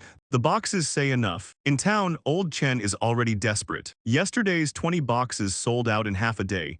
Customers are still asking, and some have already paid deposits. When Luo Yufan arrives, he wants all 100 boxes on the spot. She gives him 50. Yesterday, he complained the wholesale price was too high. Today, he is begging in the road. The market has educated him. Very efficient teacher. Other buyers crowd in too, including a dark-skinned driver who says Old Hai recommended the sauce and wants 5 boxes immediately. Shop owners, restaurant people, everyone reaches for cash. Luo Yufan keeps retail inside the stores and only handles delivery. Then she moves to Boss Fang's grocery store, where Boss Fang and Boss Cow nearly fight over stock. She gives them 10 boxes each and spreads the rest across other shops. Fang Wei and Luo Xin watch from behind, stunned. In the city, salespeople begged store owners. Here, store owners are chasing Luo Yufan's sunglasses like the sauce drop just went limited edition. By 3 o'clock, all 100 boxes are gone. The convoy returns empty, and Luo Yufan stops at the old locust tree long enough to announce that the town bosses almost fought over 1,200 bottles. Then she drives into the factory, leaving the gossip crowd with nothing to chew except their own words. In the office, I am already looking at expansion plans because 1 classroom is no longer enough. Luo Yufan walks in glowing and drops the money bag on my desk. Wholesale revenue, 14,400 yuan, 10,000 in cash, 4,400 by WeChat. Shen Wanwen counts it, records it, and everything matches. So I pay commissions immediately. Luo Yufan sold 1,200 bottles at 50 cents each. Today's commission is 600 yuan. Add yesterday's 250, and I hand her 850 yuan in cash. Her hands shake. Everyone else gets 10 cents per bottle. Today's share is 120 yuan each, and the older employees also receive yesterday's 50, making 170 total. Even the 3 new hires who started that morning get paid on the spot. Cash, same day. That one move hits harder than a motivational banner. These people have worked for bosses who delayed wages for months. At Xinglang Food, the money lands in their palms before the sweat dries. At 3:30, I end work and ask everyone to look for reliable people who can help collect raw materials, because chili and garlic are about to become the next choke point. Then the system lights up. Single-day sales exceeded 10,000 yuan. Turnover counted at final retail price, 18,000 yuan. Tenfold cashback, 180,000 yuan. The system counted the retail price this time, 1,200 bottles at 15 yuan each. The math is mathing. The deposit is glowing. System points gained, 18,000. With the 5,000 points left from before, I have 23,000 points before spending. Then Xinglang gets a base halo. Primary stamina boost. Employees inside Xinglang Primary School lose stamina 30% slower and recover 50% faster. That solves the exhaustion problem without turning the place into a sweatshop. So I upgrade the team next. I buy skill books for Du Gilan, Chen Dazhu Luo Xin, Grandpa Gu Fang Wei, Luo Jian, and Du Kui, each matched to their job. The system says the skills will settle naturally through work and sleep. Then I buy the team physique enhancer for 10,000 points. A small bottle that permanently raises everyone's physical limit by 10% and repairs old labor strain. I pour it into the cafeteria water dispenser. Done. Meanwhile, Luo Jian takes his 170 yuan commission to town. He buys his mother black soft-soled shoes for 50 yuan, then buys sorghum wine and pig's head meat for his father's grave. His father died 3 years ago in a work accident away from home. Luo Jian kneels by the rough grave, pours wine, sets down the food, and tells him he has a job now. Security director, 4,000 a month. The shoes, wine, and meat were all bought with money he earned himself. Then he cries, "No jokes here." For the first time, he is not apologizing for being useless. He is reporting that he can protect his mother, protect the home, and stop losing face for his father. The next morning, Luo Jian arrives first, drinks water from the dispenser, and heads for the gate. Then he stops. His bad leg feels sore and warm. For 3 years it could barely take weight, but now it holds. He still limps, but his steps are steadier, and his heel no longer drags like before. He laughs and decides happiness must be good medicine. By 7:30, everyone else arrives and drinks too. They say the water tastes sweet and blame it on their good mood. Adorable theory, completely wrong. At work, the change shows fast. Du Gilan cuts peppers quicker. Luo Xin lifts 2 baskets weighing about 120 caddies without panting. Grandpa Gu moves between machines without his walking stick, fingers nimble and eyes sharp. The factory is not just busier now, it is stronger. At 10, Cao Fakai arrives in a semi-old Santana. Luo Jian stops him at the gate. Cao Fakai offers a cigarette, but Luo Jian points at the no-smoking rule and makes him register like everyone else. Inside my office, Cao Fakai smiles fake, praises fake, and finally reveals the real reason. He wants to manage my raw material collection points. He says chili and garlic demand will explode. Villagers may mix in bad produce, and with his connections, he can collect everything for me. Translation, hand him the supply line. Absolutely not. I tell him Xinglang food wants to develop for years, and I will not let the wrong person smash the reputation from the roots. Cao Fakai drops the smile, says I am ungrateful, reminds me this factory is in Xinglang village, and says I will come begging him later. I tell him to take care. He leaves angry and immediately calls Sun Qiang. He tells Sun Qiang that Shen Wanwen is now financial supervisor, staying in my office every day, and twists her salary into a cheating rumor. Sun Qiang already hates that his wife is earning money and not obeying him. Cao Fakai just gives his anger a target. Sun Qiang jumps on his broken motorcycle and rides straight back to Xinglang village. Back at the factory, Shen Wanwen hands me the morning accounts. They are clean, careful, and organized. I tell her she did well, and she admits she is nervous because I raised her salary to 5,000. I tell her 5,000 is only the beginning. Then the motorcycle screams into the gate. Sun Qiang storms in cursing for Shen Wanwen. Luo Jian blocks him. Sun Qiang calls him a cripple and tries to shove him, which is a spectacularly bad decision. Luo Jian catches his wrist and pushes him back. Everyone comes running. Du Gilan, Chen Dazhu, Grandpa Gu, the new hires, and Luo Yufan with a broom, because apparently this family of employees has chosen its weapon and committed to the theme. Sun Qiang sees Shen Wanwen behind me and starts screaming that she is with me, that she has no shame, and that this factory is dirty. She says she is working properly. He says a fired poor man cannot pay her 3,000. So I correct him, her salary is 5,000 now. Sun Qiang laughs and says if I can really pay 5,000, he will let me kick his head like a ball. Before I answer, Luo Yufan slaps her commission money onto his face. Over 800 yuan scatters across the ground. She tells him her 2-day commission is already more than what he earns moving bricks. Sun Qiang loses face and tries to drag Shen Wanwen away. I give Luo Jian one look. Luo Jian catches him, steps in, and throws him clean over the shoulder. Bang! Sun Qiang hits the ground, and Luo Jian pins him by the throat. Yesterday, people called Luo Jian useless. Today, he is the factory gates. I tell Sun Qiang the rule. At home, their argument is their family matter. Inside Xinglang Food, Shen Wanwen is my employee. Whoever touches her is going against the company. I have Luo Jian release him. Sun Qiang crawls up, threatens her after work, and runs off. I tell Shen Wanwen to call the police if he dares to attack her again. She wipes her tears and says once salary is paid, she will divorce him. She cannot live like this another day. I tell her the choice is hers. But whatever happens, Xinglang Food will be her backing. Cut to the provincial capital, where Su Zhai is getting crushed at Yuanfang Logistics. His manager, Manager Luo, slams a stack of documents on the desk and screams, because logistics costs went over budget again. His brilliant solution, cut the outside drivers' freight rates by another 2 jiao. Because apparently if drivers cannot afford gas, tolls, or dinner, that is not a problem. That is cost control. Su Zhai lowers his head and takes it. He is the one blamed by bosses, hated by drivers, and squeezed by clients. He wants to quit every day. But a monthly mortgage of over 4,000 yuan keeps sitting on his chest like a brick with interest. Then he gets back to his cubicle and finds a sealed yellow box on his desk. His phone rings. It is Old Du, one of the long-haul drivers. Old Du says he left him something, but not a bribe. Just a box of chili sauce. He bought it after waiting for hours in a town below.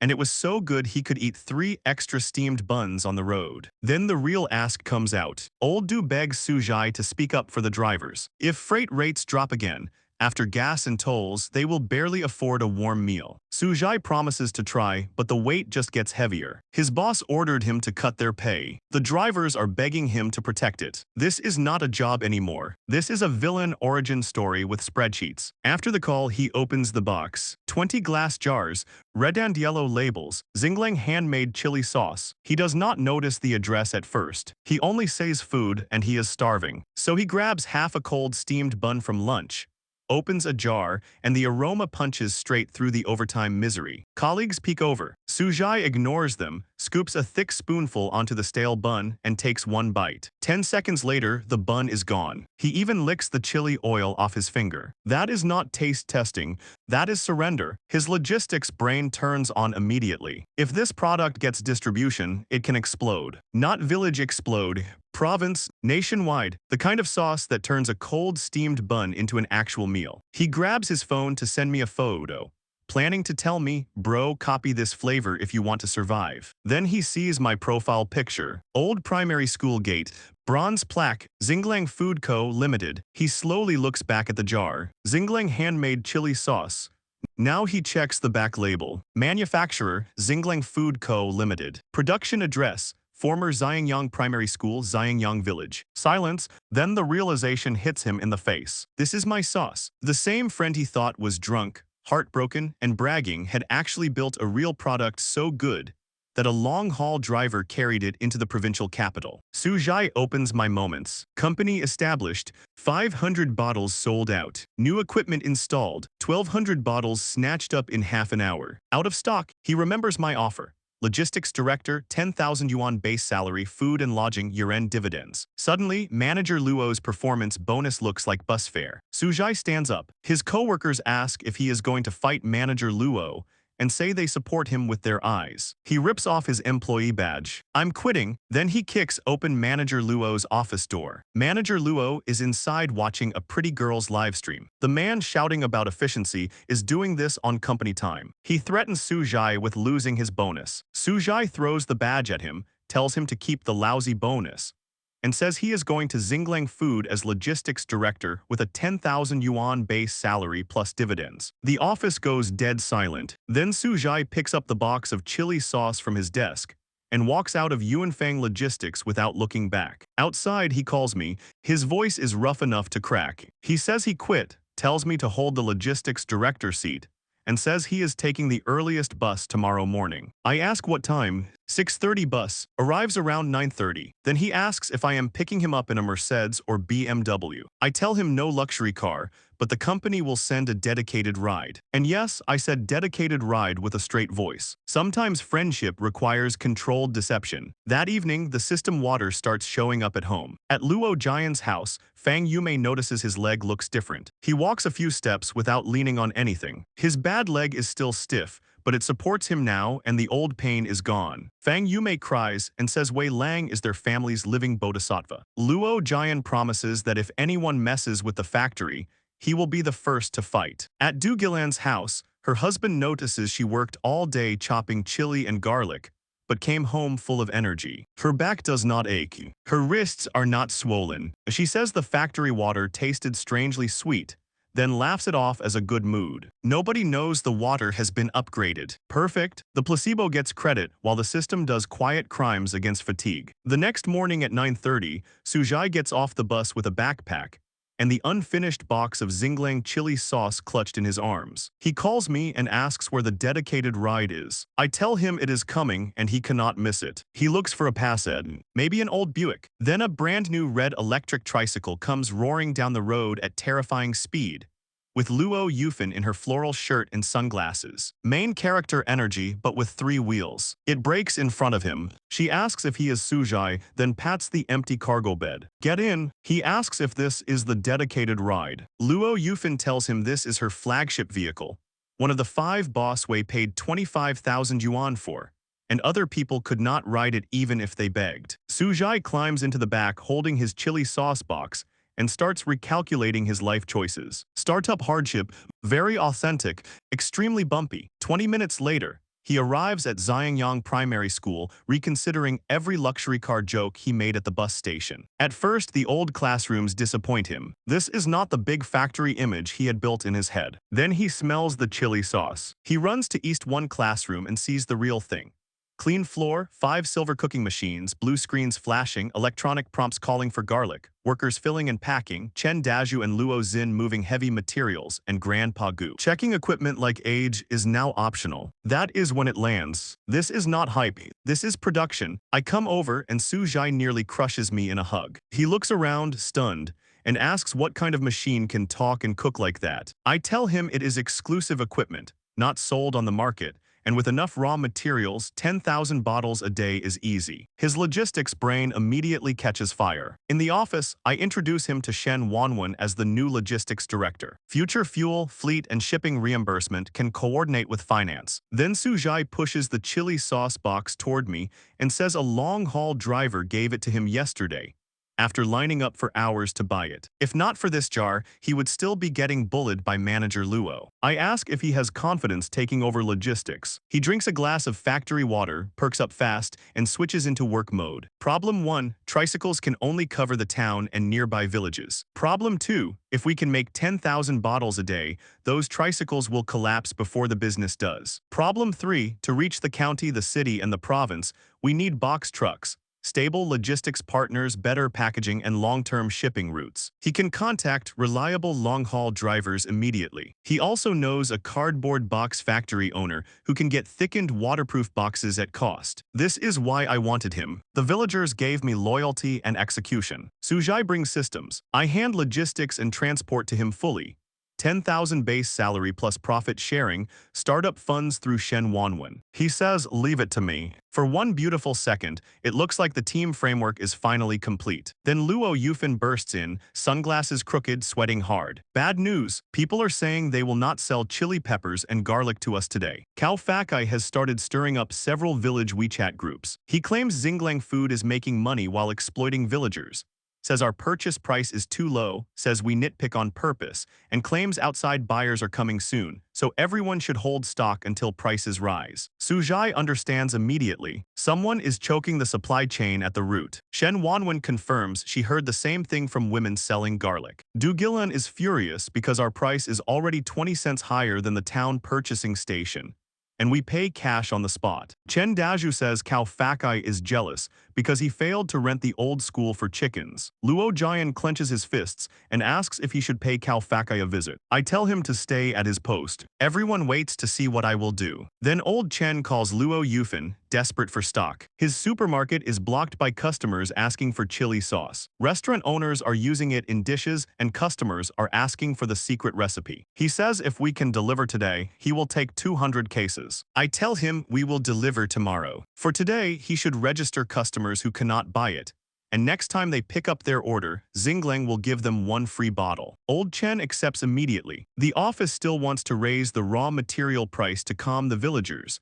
But that is exactly what Cao Fakai wants. If he can shake us once, he can shake us every time. I look out at the 5 semi-automatic machines waiting for raw materials. Then I give Luo Yufan the moves. Go to the village committee office and broadcast it over the loudspeaker. First, Xinglang Foods' purchase price follows the town market rate. Only higher, never lower. We are giving up profit, not exploiting anyone. Second, chili peppers are not gold bars. In this heat, holding them will not make them richer. It will make them rot. If Cao Fakai wants to fight with rumors, fine. We answer with prices, cash, and a loudspeaker. Luo Yufan takes the loudspeaker order and moves like she has been waiting her whole life for legal public shouting. 10 minutes later, the village broadcast crackles alive. She tells everyone straight. Xinglang Food buys chili peppers and garlic at 20 cents higher than the town price, weighs openly, pays cash on the spot, and owes nobody a cent. Then she lands the part farmers cannot ignore. It is hot. Chili peppers and garlic are not gold bars. If they sit at home for days, they rot. And when they rot, the people spreading rumors will not pay anyone back. She broadcasts it 3 times. No poetry, no begging, just facts with volume. At Luo Giant's house, Fang Yumei hears it and immediately loads her own peppers onto a pushcart. She had hesitated earlier because her son worked at Xinglang and she feared gossip. Now she knows the factory is being targeted and that hesitation disappears. She drags 2 neighbors with her too. Soon she arrives at the school gate, sweating, pushing clean homegrown peppers. Luo Jian sees his mother leading the first wave, and his eyes go wet. Du Gilan arrives with relatives from her maiden family. Chen Daju's cousin drives up with a tricycle. Fang Wei brings his second uncle's garlic. It is not much compared to what we need, but it matters. I have Shen Wanwen bring out the scale and contracts. Anyone who delivers today signs a long-term supply contract. As long as the quality is good, Xinglang will buy their future crops at the highest market price. The people who trusted us first get security first. That is the rule. Not far away, Cao Fakai's lackeys are still squatting under a tree, smoking and acting like market analysts with zero market. The yellow-haired one tells everyone the factory is desperate. If we were not desperate, why use a loudspeaker? Some villagers believe him. They wait. Inside the office, I look at the raw materials collected so far. Barely a few hundred caddies. Most people chose Cao Fakai's rumor over our cash. So I turn to Su Zhai. Your move. He has been waiting for this. With his logistics network, he can call outside suppliers immediately, maybe even dozens of trucks. But I tell him only 2 trucks. Not because we cannot get more. Because this factory sits in Xinglang village. I do not want to burn the whole village just because some people got greedy for one afternoon. 2 trucks are enough to prove the point. If they want the money, they can earn it honestly. If they want to gamble against our supply chain, they can learn what outside procurement looks like. Sujai calls Old Du and orders 2 truckloads of top-grade Facing Heaven chilies and purple skin garlic, delivered before 3. At 2:30, the old locust tree crowd is already enjoying the show. The yellow-haired lackey says our machines are quiet, the gates are closed, and by tomorrow I will be begging door to door with cash. He even says they should demand 5 yuan per caddy. 5 yuan for village peppers. At that point, greed is not a strategy. It is fan fiction with a price tag. Then the engine roar hits the road. 2 heavy semi-trailers roll straight into Xinglang village and stop at the factory gate. Old Du jumps down with the shipping manifest. Luo Jian checks him at the gate, and the tarps come off. 1 truck is stacked with crates of bright red Facing Heaven chilies. The other is full of purple skin single-clove garlic. Fresh, cleaned, uniform, over 10 tons. The village crowd goes quiet in that special way people go quiet when their plan dies in public. Sujai takes the stage perfectly. He grabs a handful of chilies, tosses them to me, then asks Old Du loudly how much the batch cost. Old Du understands the assignment. Facing Heaven chilies,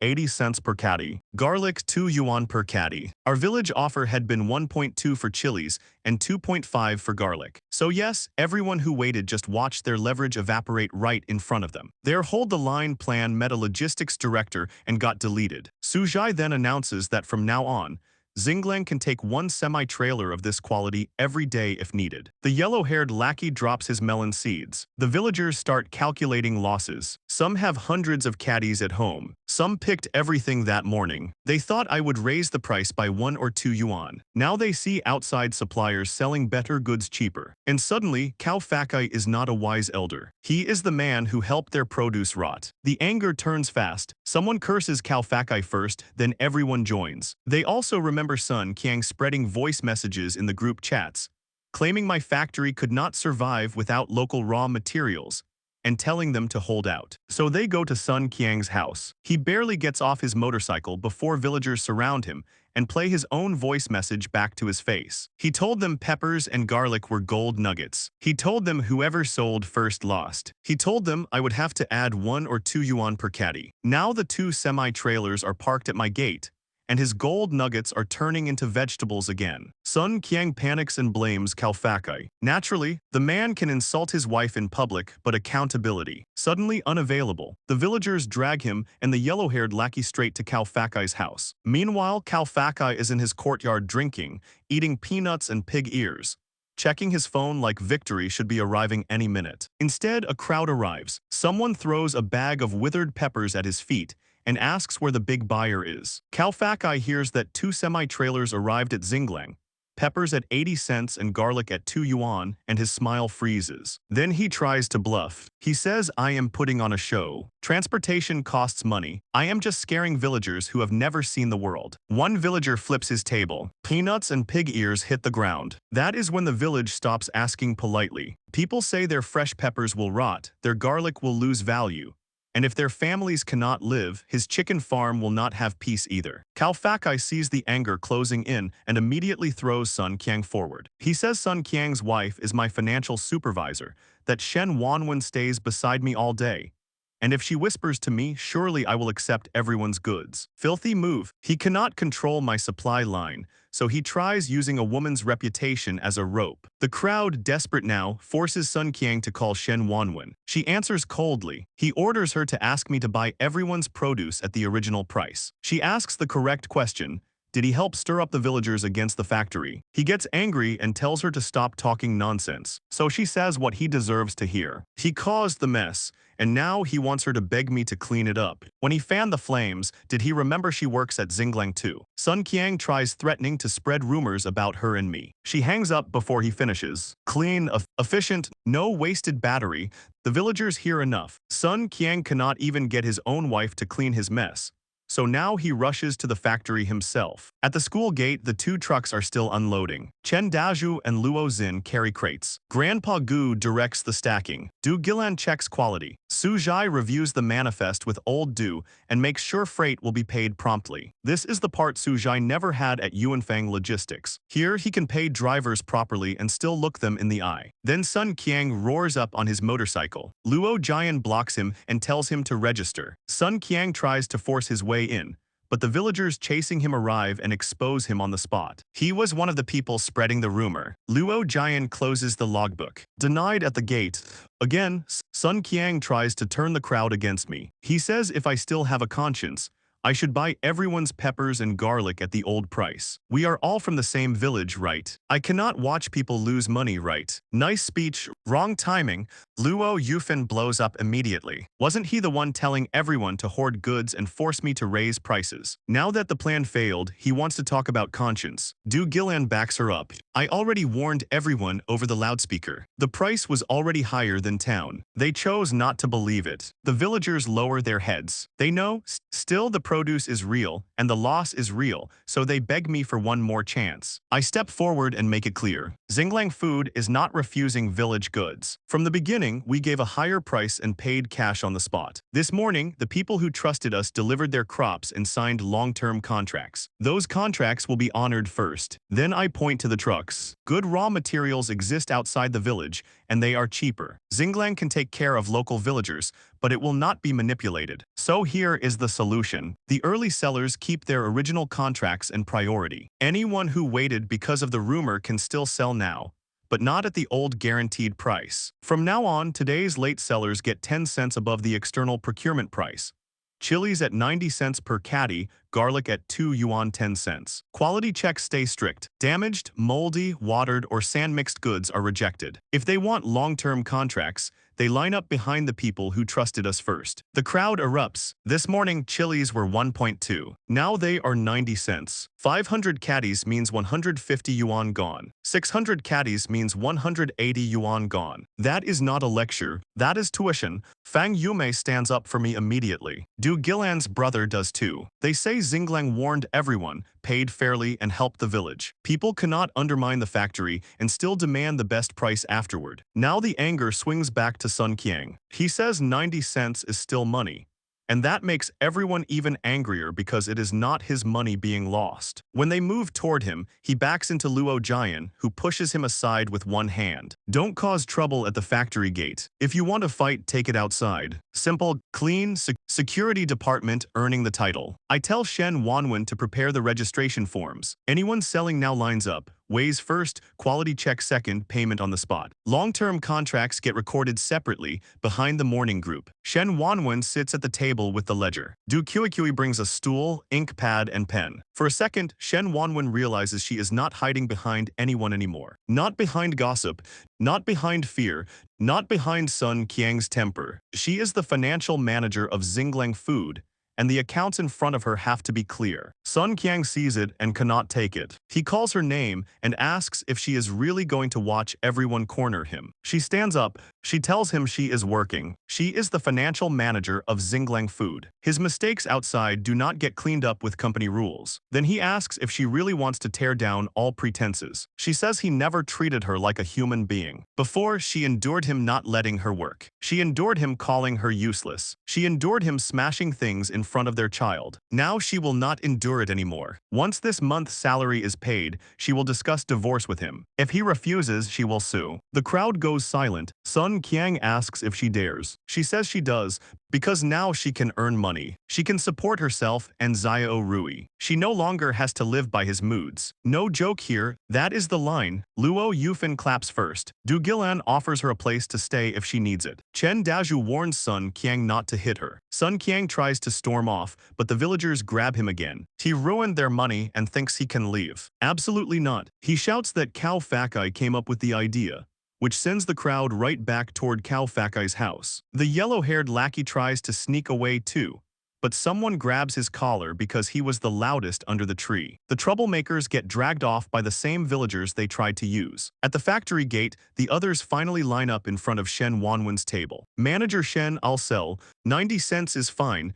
Better than rotting at homes. I'll sign the contract too. I won't listen to nonsense again. Shen Wanwen lowers her head and starts registering names. Luo Yufan stands beside the line with her hands on her hips, keeping order. No crowding, no cutting. You were brave enough to hoard this morning, so be brave enough to wait your turn now. And just like that, Cao Fakai's rumor does not choke Xinglang Food. It teaches the entire village who actually controls the price. Back in the office, I stare at more than 10 tons of fresh chilies and garlic, and the victory immediately starts sweating. Xinglang can process about 2,000 jin a day. In this heat, the rest will rot before my machines catch up. Then the system pings. First supply chain crisis solved, company rules established, employee cohesion up. Reward, second product recipe, spicy crispy. Dried chilies, peanuts, sesame, garlic slices, spices. Better shelf life, easier transport, and perfect for the raw materials currently threatening to become expensive compost. The system recommends hot air chili dryers at 1,000 points each. I buy 2, delivery arrives tomorrow. Grandpa Gu bursts in right after, panicking about the same thing.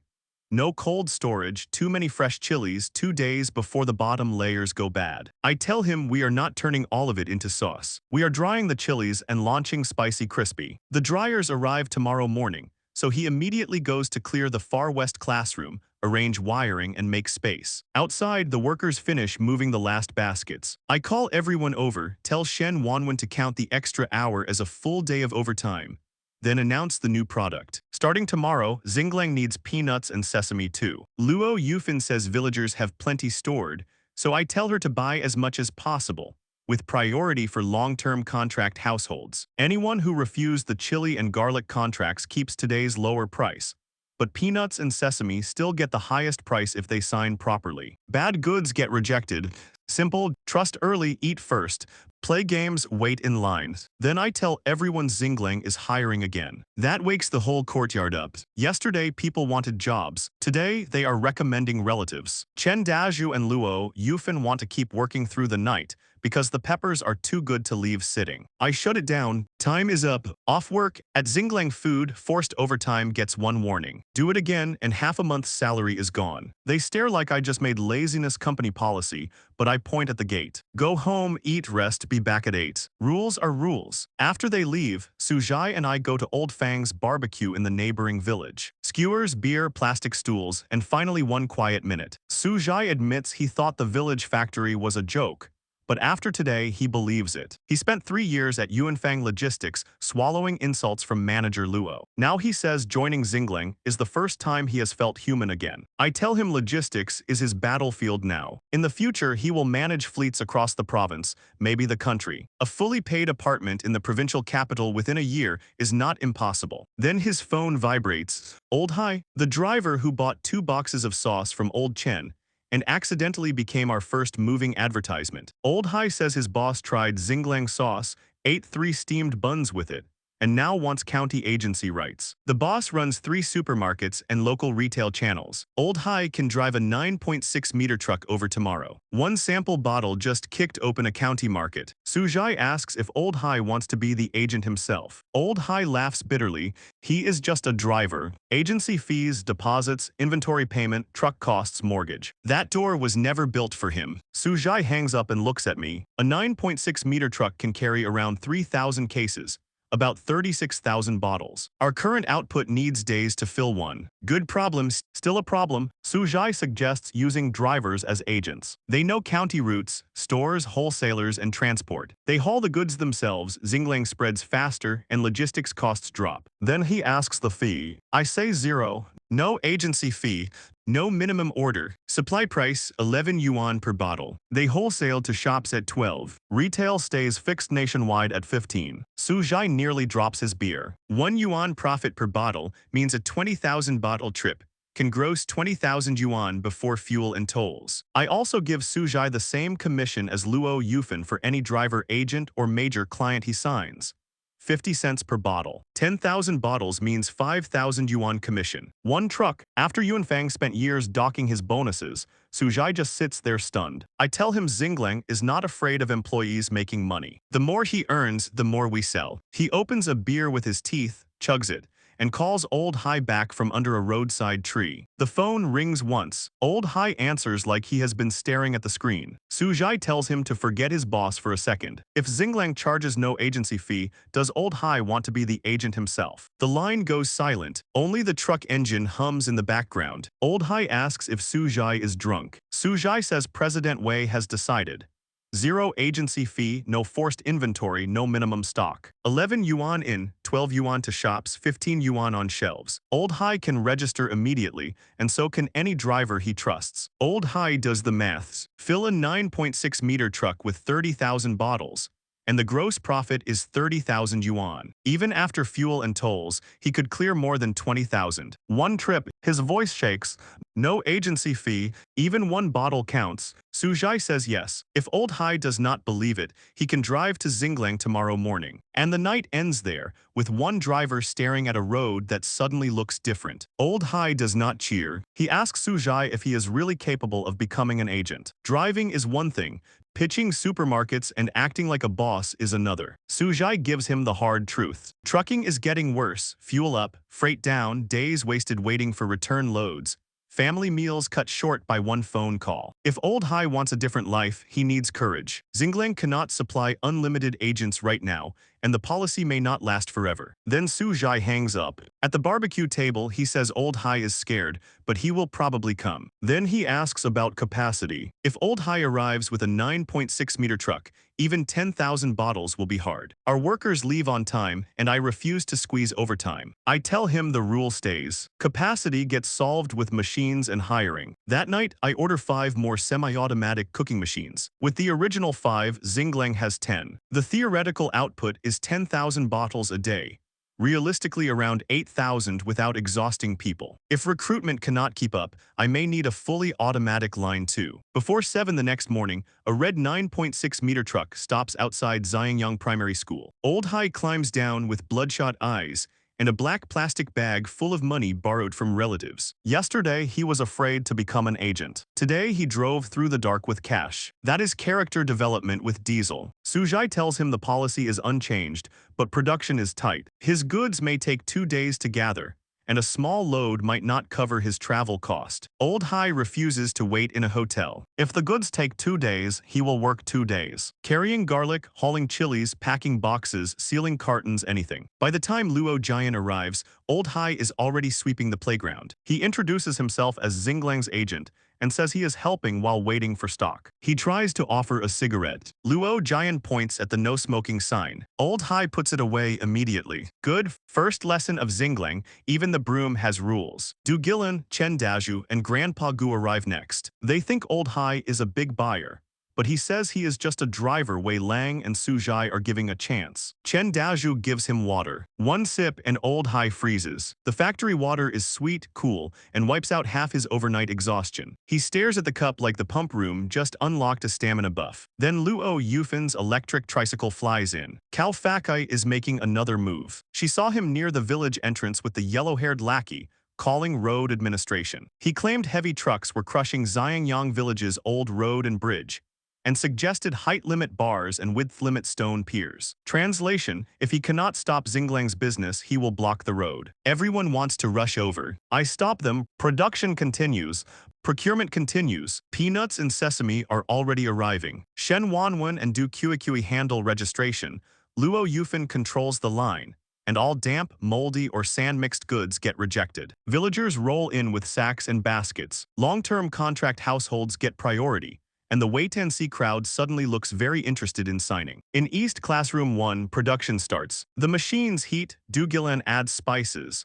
Luo Xin moves minced garlic like it weighs nothing, and Old Hai watches the workers talk about Xinglang like they actually believe in it. Then the fragrance hits. Old Hai almost loses the fight against temptation. Fang Wei teases him, and for one short moment the factory is just busy and happy. At exactly 9, 3 equipment trucks reach the village entrance. The dryers and new machines are here. So is Cao's tractor, parked sideways across the road. The yellow-haired lackey claims it is broken and threatens to blame the drivers if anyone touches it. Cao steps out with his fake safety speech. Xinglang trucks are damaging the road. Road administration is coming.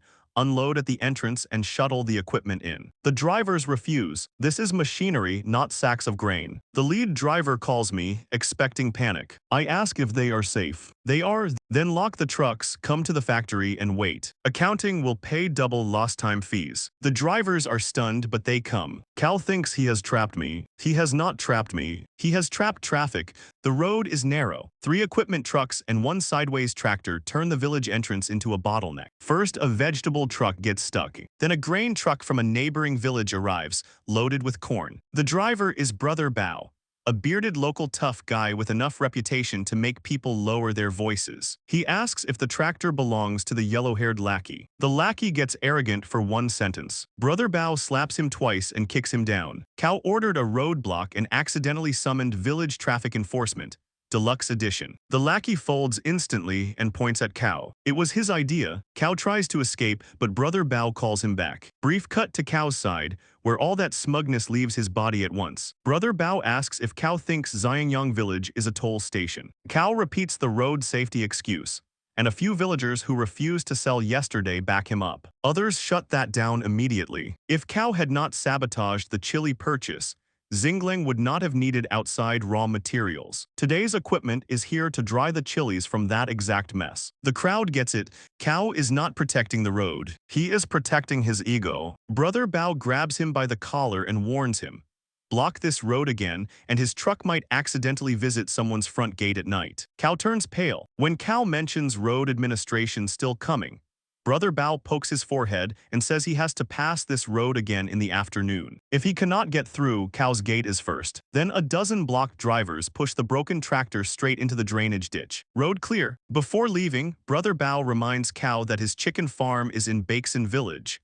and the weather has been dry. Practice fire safety. Cao finally understands. He calls his road administration contact and cancels everything. The road is fine now. Width and height limits would only cause traffic jams. Beautiful. 5 minutes ago, he loved regulations. One warning later, he has discovered public convenience. Back at the factory office, the 3 delivery drivers sit in air conditioning, eating barbecue and receiving 1,000 yuan a day in lost time compensation. Then Cao calls the lead driver, suddenly polite enough to qualify for customer service, and says the misunderstanding is solved. The trucks can come in. The drivers report it to me while I am clearing the West classroom. I tell them to keep resting. The warehouse is not ready yet, so there is nowhere to unload. Their delay fees still count. If anyone else calls, hang up. Leave the rest to me. Cao Fakai waits at the village entrance, expecting the 3 delivery drivers to come running back grateful. In his head, he already has the speech ready. If not for him smoothing things over with road administration,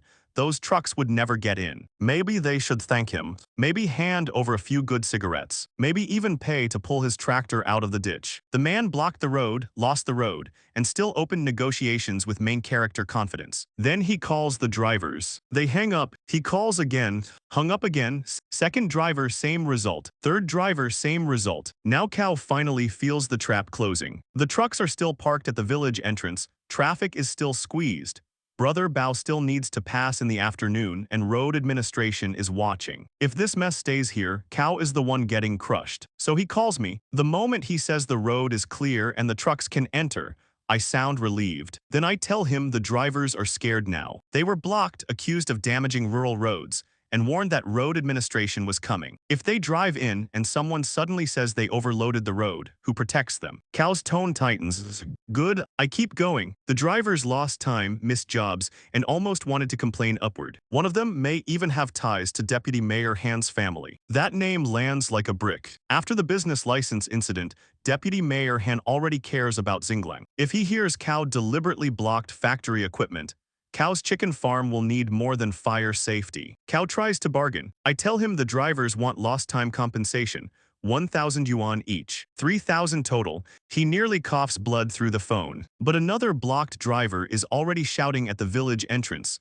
threatening to report the traffic jam. Cao has no room left. He agrees to pay. I tell him to bring cash to Xinglang Primary School and apologize in person. He wants to transfer it to me. Absolutely not. This is not my compensation, and I am not giving him a transfer record to twist later. Pay the drivers directly, in front of everyone. Cao grits his teeth and comes with the yellow-haired lackey. At the school gate, Luo Jian stops them with the visitor ledger. Sign in. Cao hates it, but he signs. The lackey tries to follow, and Luo Jian blocks him too. Name and reason. The lackey freezes until Cao's glare forces the words out. Handling lost time compensation for the traffic jam at the village entrance. Beautiful. The confession has a visitor pass. Inside, Cao sees the old school has changed. Villagers line up to sell peanuts and sesame. Machines roar from the classrooms. Du Gilan carries ingredients. Chen Daju moves crates.